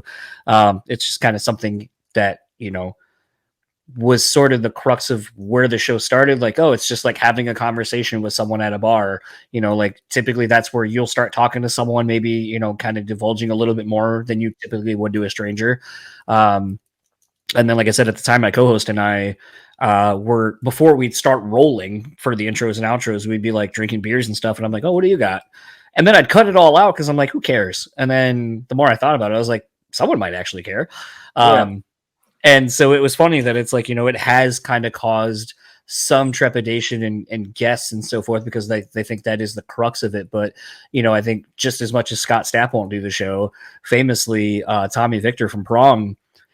And it's one of my funniest things. And I think it's such a life-teaching moment to humble yourself sometimes, but then to also realize that sometimes you need to overcome something because of the expectation that's sort of been placed on you. But, within the first couple of minutes of talking, he was like, oh, I was so nervous to do this show. And my ego kind of got in the way because I had just dropped the Head from Corn episode and had some other bigger guests on right at that point. And I was like, oh, it's kind of not a big deal. Like, I'll talk to anyone. He goes, oh no, it's because you drink and I don't drink anymore. And then I was like, oh, well, no, like, it's not about that. Like, it's just about the conversation. And then toward the very end, and I made sure to leave this in because I'm kind of an egomaniac at this point, I just made the comment where he was like done. He goes, I'm really glad I did this because like you asked really good questions and it kind of left me with some things I'm gonna think about, and just generally this was a really good conversation. So like, thank you. And it was one of those where I was like, I lost him. I didn't think he was going to engage. And then I kind of was like, oh, fuck. My own ego got in the way for a minute because like I had gotten all these people. And then I realized I kind of had to prove myself again to him. Like, no. I'm more than what you think I am. So like, let me show you like how good this show is and why you want to be on it. And then to get those words of affirmation at the end, it was like, gotcha. And it was one of those, like, as stupid as it is, that's an episode I'm really proud of because like it was someone who kind of didn't want to do it. And then they were glad they did when we were done. Yeah. It's always an interesting thing whenever you're, booze centric with your project and you're, or at least the perception of it is that you are, and then you're approaching people who don't partake. I mean, it was some back and forth with Minor Threats people, and really trying to, like I said, I'm like, I can do non-alcoholic, I can do a little ABV, I'll make it fit in with the band, and eventually they're on board with it. So, there's a few artists in volume 1 that don't drink, and they were cool about it. Like most of them were like, they don't even like make a cocktail. That's awesome, but I can always offer a non-alcoholic option. That's popular now anyway. So whatever I can do to make them feel comfortable about it, at the end of the day, and if they're not, then I will respect that 100%. No harm, no foul. I haven't had anybody as of yet decline being in the book because of them being a non-drinker, which I think is really cool. Yeah, absolutely. And I don't take that lightly. Like, I feel like now I have a duty to make them proud of what I'm putting out there and feel good and comfortable with what I'm putting out there. Yeah, I think there's something to be said about having, the integrity. I just, I think an episode that you kind of had caught on, recently, and I don't feel bad about talking about this now, now that the episode's out, but like, my Sergio chat, I cut out my Deftones part, like where he talked about everything that you've heard him say on every other show. I cut mine out because I was like, I didn't ask about it. It just kind of came up. And then I was like, I don't really, I feel like, we had a good little over an hour conversation, and like that 15, 20 minutes of him kind of talking about, him leaving the band and all that, I felt kind of soured it. And so I was like, I'm going to cut it out. Like, it's not needed. And I think, as I was telling a friend, because they're like, oh, it's crazy you didn't talk about the Deftones really. And I go, I mean, we did, but like, or he did. But it's like I made the comment. I was like, I think at the time when I knew I was going to do that, I go, I think it's going to separate mine from everyone else's, because I think everyone's going to be so focused on Deftones that I don't want that to be the focus of mine. I want mine to stand out and be different. And I guess to a degree, there's a little bit of integrity that's sort of in there of like, I don't need to be the one that's like adding to the I don't want to call it slander, but I guess like the one-sided information you're getting. So it's like, I don't want to be a part of that anymore. I think it's just, if nothing else, at the end of the day, it's really cool to have unique conversations associated with, well, you know what I mean? But like, yeah, like whenever I do a show like yours, I try to make it a point to not just relay the same, little stories and whatever that I did in the one before. I want to have a genuine, unique, original conversation with the host and see where it takes us. There are certain things, we're talking about this, that, and the other, and there's this tried and true like anecdotes about those things that which they may come up, but I mean, this you're talking about the Stoke the Fire show. This is an entirely different conversation than I'm sure that I had with them. Like I said, I don't remember all of it because it was so long ago, but like, I feel like I owe that to whoever it is that I'm speaking with to have, an authentic, real, in the moment conversation. Well, I feel like to a degree, part of that is the host's comfortability of not being willing to kind of go down those roads. And I mean, that's something that took me a little while. Yeah. I was talking with, as famously as I talked with Dewey from Pure Pleasure, and something I used to say, I know I'm really good at those 15 to 30 minute press junkets that you get on, but like you made the comment, because if you want more time, you have to break away from that. You have to turn down things. You have to set the standard and kind of tell people like, this is what I want. And if you're not willing to give this to me now, then I'm going to politely pass. And you kind of got to manifest your own destiny in that and just kind of make it to that thing. And I thought the other day recently about like, I was like, I don't know when that started happening, like to where I just, I asked for someone and the publisher just gives them to me for the most part, at least for an hour. But more often than not, I don't have a time limit with these people. And I'm like, I never really said that that's what I wanted to do. It's just what happened. Yeah. But I think it's because the person, when they're done, probably goes back to them and goes, that was great. I'll gladly talk to that person again or whatever. So I think that's why it keeps happening. But it's one of those where I think you have to get comfortable with yourself and know that you don't have to have a list of questions here and you have to be done at a certain point. And I think for some people, there's the fear of just being real and in the moment the whole time.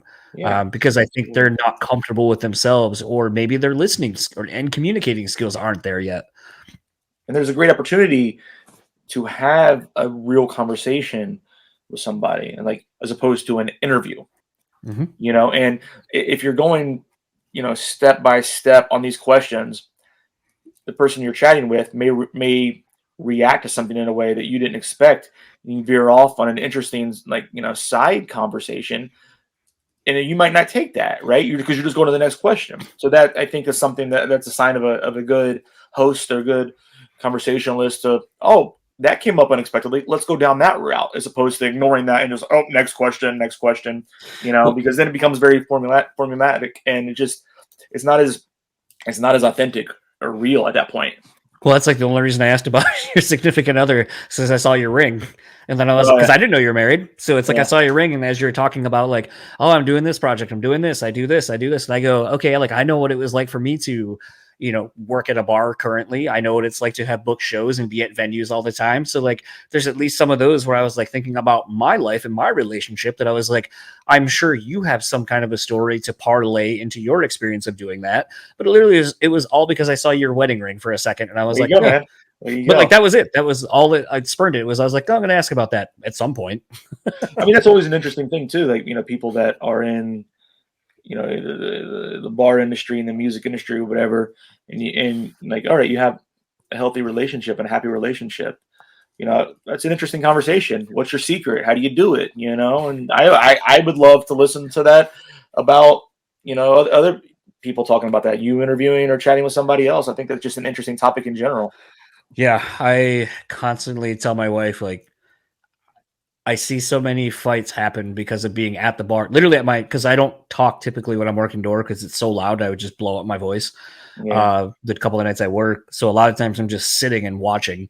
And so like, I'll watch people on a date and everything's fine until, hour or two, a couple more shots. And then all of a sudden the body language changes. Something gets said. I notice it's a fight all of a sudden. Someone storms out.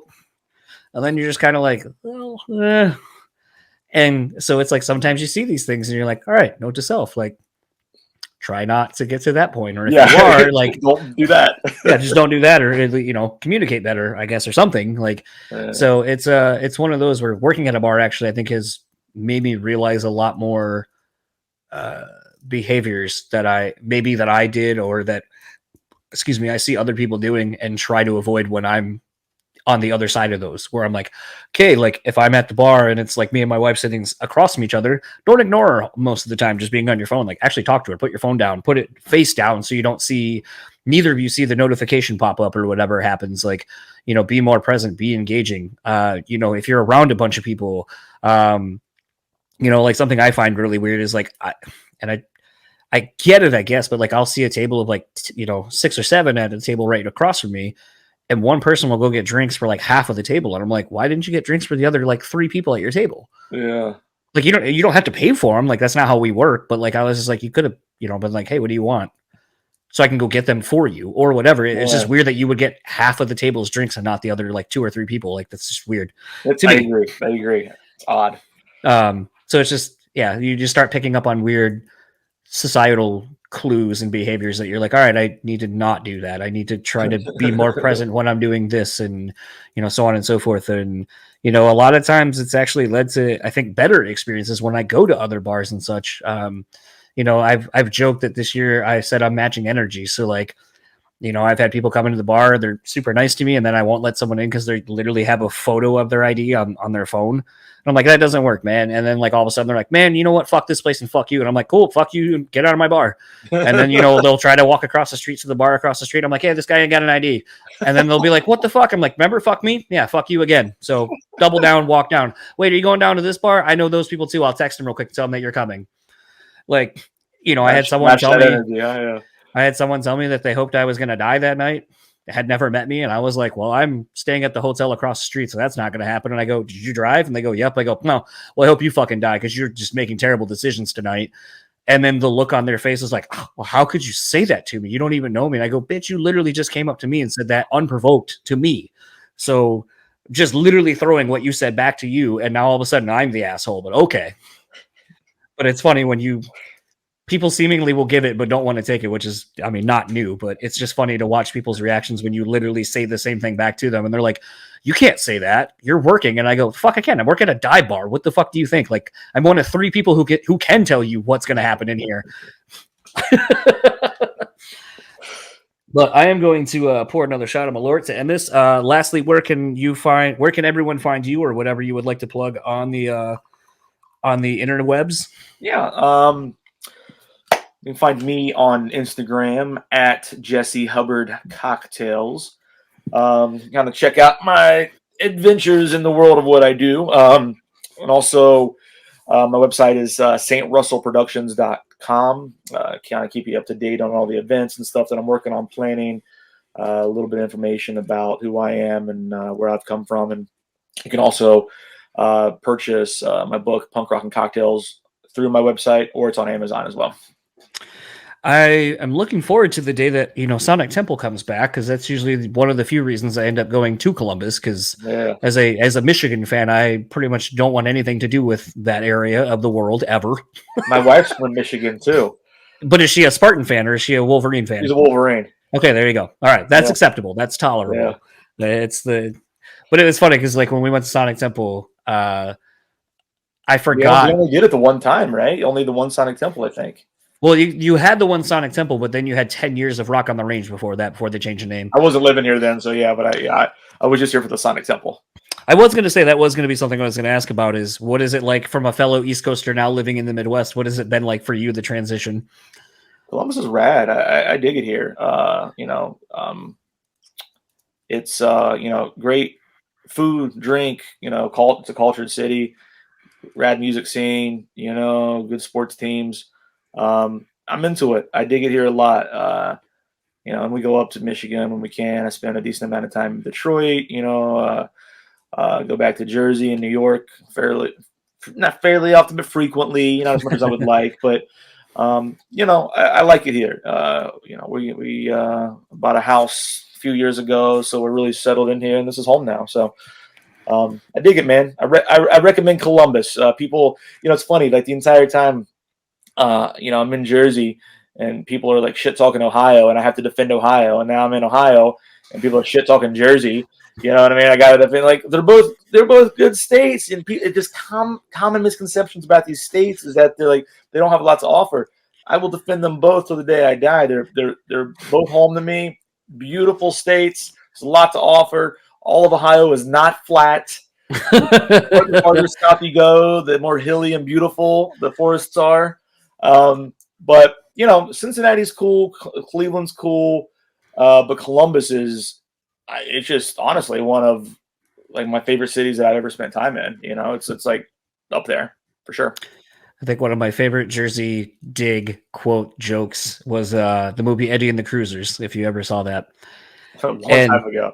Okay, so in the sequel, Eddie's girlfriend or whatever is like, oh, what's so great about Jersey? What's so great about Jersey? Because that's where he's from. And then she goes, well, Jersey's so great. Why does the Statue of Liberty face the opposite way? I love the fact that they tried to make Born to Run the state song until it got way up into the process until they realized, oh yeah, Bruce is singing about running away from Jersey. Song.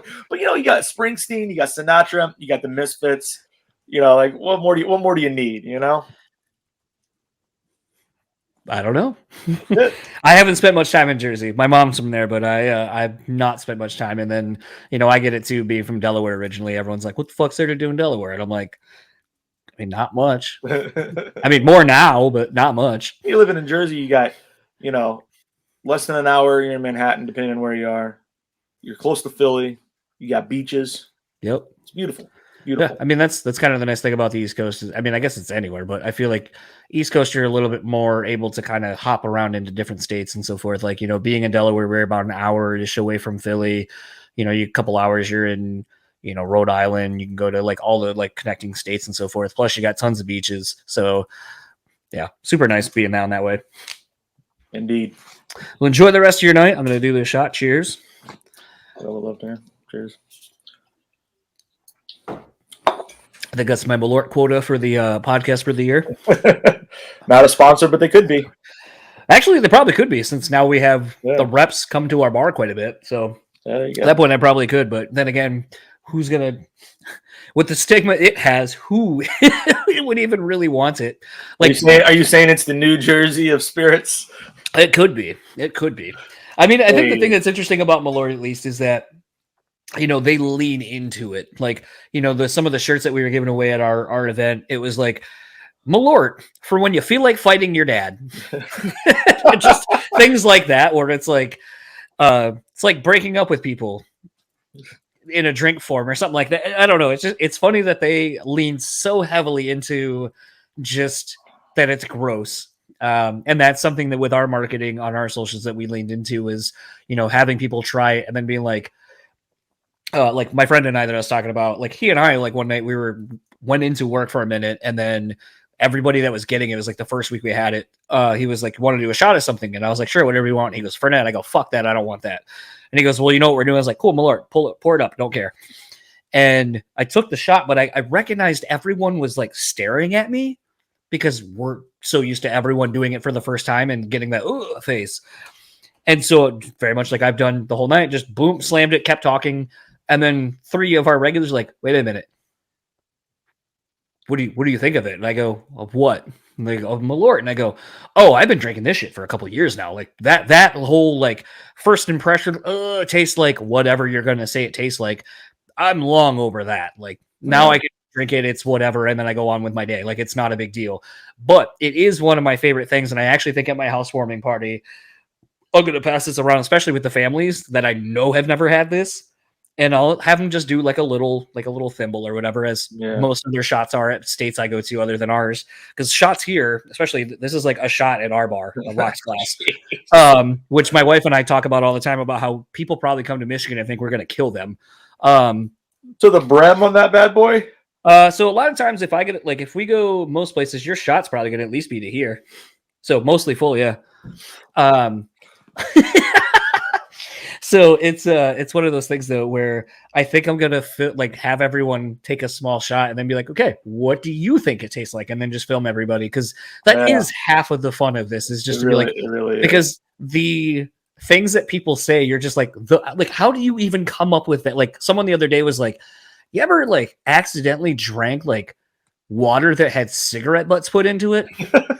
And then like my wife and I are like, yeah, and he goes, it tastes like that. And it's one of those you're like, okay. And then like someone else is like, it tastes like what I imagine burnt tires to taste like. You know, like burnt tires smell.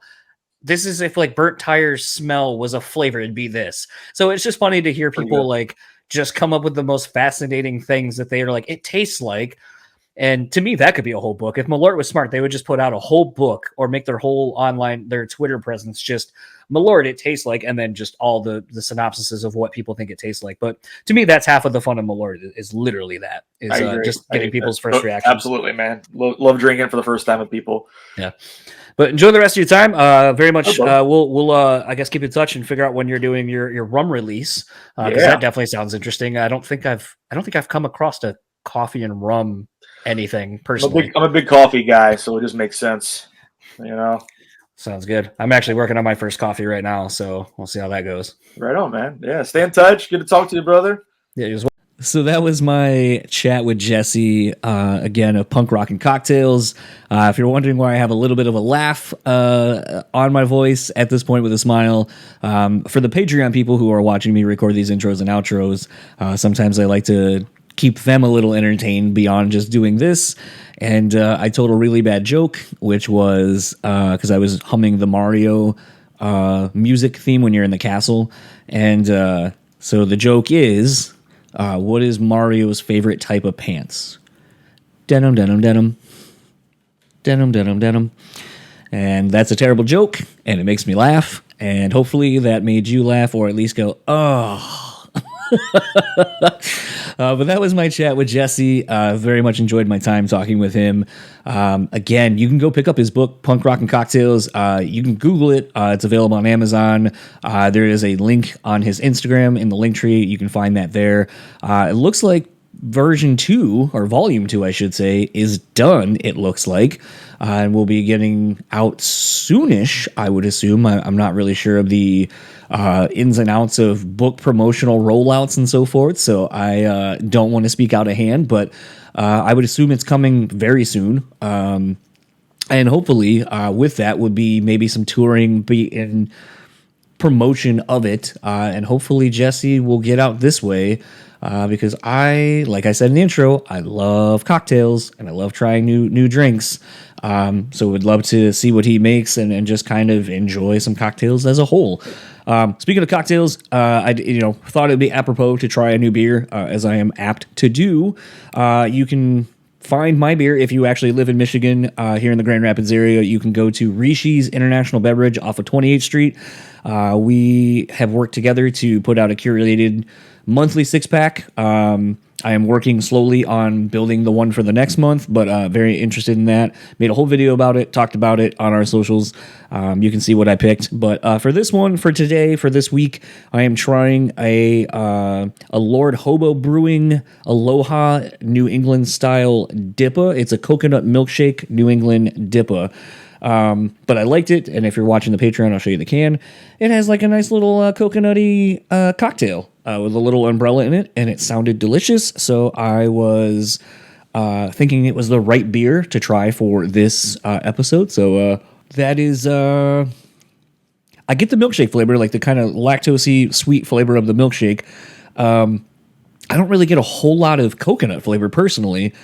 And that Dippa back end, that New England style, like just boom, kicks right in. It's kind of weird because sometimes with these you get like that nice sweet and then kind of the bitterness of the IPA and all that. This one goes straight from almost like kind of the coconut.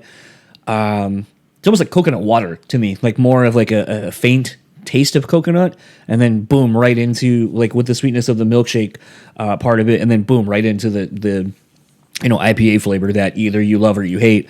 Me personally, I think I would have liked there to have been a little bit more of a balance between the flavor profiles from one to the other, because that's sort of with something like this, and why I grabbed it was because I thought there would be that nice balance of sweet to kind of bitter. But it just kind of goes from one extreme real fast to the other. Don't think I would drink a whole. I'm probably not even going to drink this whole can because that's a lot of that flavor to get through in a 16-ounce can. But worth trying, and that's half of it. Like I said, with going to different places and just trying things. You don't know you won't like something until you try it. I wish I was that way with food, and I am not. But when it comes to spirits and so forth, I'm a lot more adventurous with my palate and all that. But if you would like to keep up with Jesse, it's simple enough. You can find him. Really, Instagram is the go-to. It's Jesse Hubbard Cocktails. Like I said, there's a link tree in his profile there of all the press he's done. A lot of the other stuff. You can buy his book from that, or you can go into Amazon or simply Google it. He is on Facebook. You can choose whether you want that own adventure of following him or friend requesting him, whatever, and keeping up with him there. Nothing on Twitter that I could find, no website that I could find, and simply enough, if you want to keep up with us, you can find us on Brewspeak Pod on all the socials. The website, I guess, is still up. I haven't really updated it in a while because I'm still determining whether it's worth even having one, and if I do, I have to do the whole new layout, color scheme wise, and all that kind of stuff. So it's just a project I have not undertook at this point. And I want to thank our sponsors for sponsoring us. Rockabilly.com, use our code Brutally, take 10% off at checkout. On Point Pomade, keep your beard and hair looking on point. Use our code BSP15 and take 15% off your total purchase. And The Bean Bastard, head on over to thebeanbastard.com, pick up some coffee. If you're in the Buffalo, New York area, go support the brick and mortar. And for the Brutally Speaking podcast, that is it for this week. We will return next week with Fabio of Trollfest. That was actually a surprisingly good one. I'd never really heard of Trollfest, and it came across my email. And you know what? I'll tell you more about that. But let's just, for a little tease, a little taste of what we're going to get into next week. We talk about Eurovision. It is a real thing, and it is actually part of Trollfest's story. And I was really intrigued and excited to learn all about this TV show contest. So join us next week where we will talk about that and so much more. And until then, I'll talk to you all next week.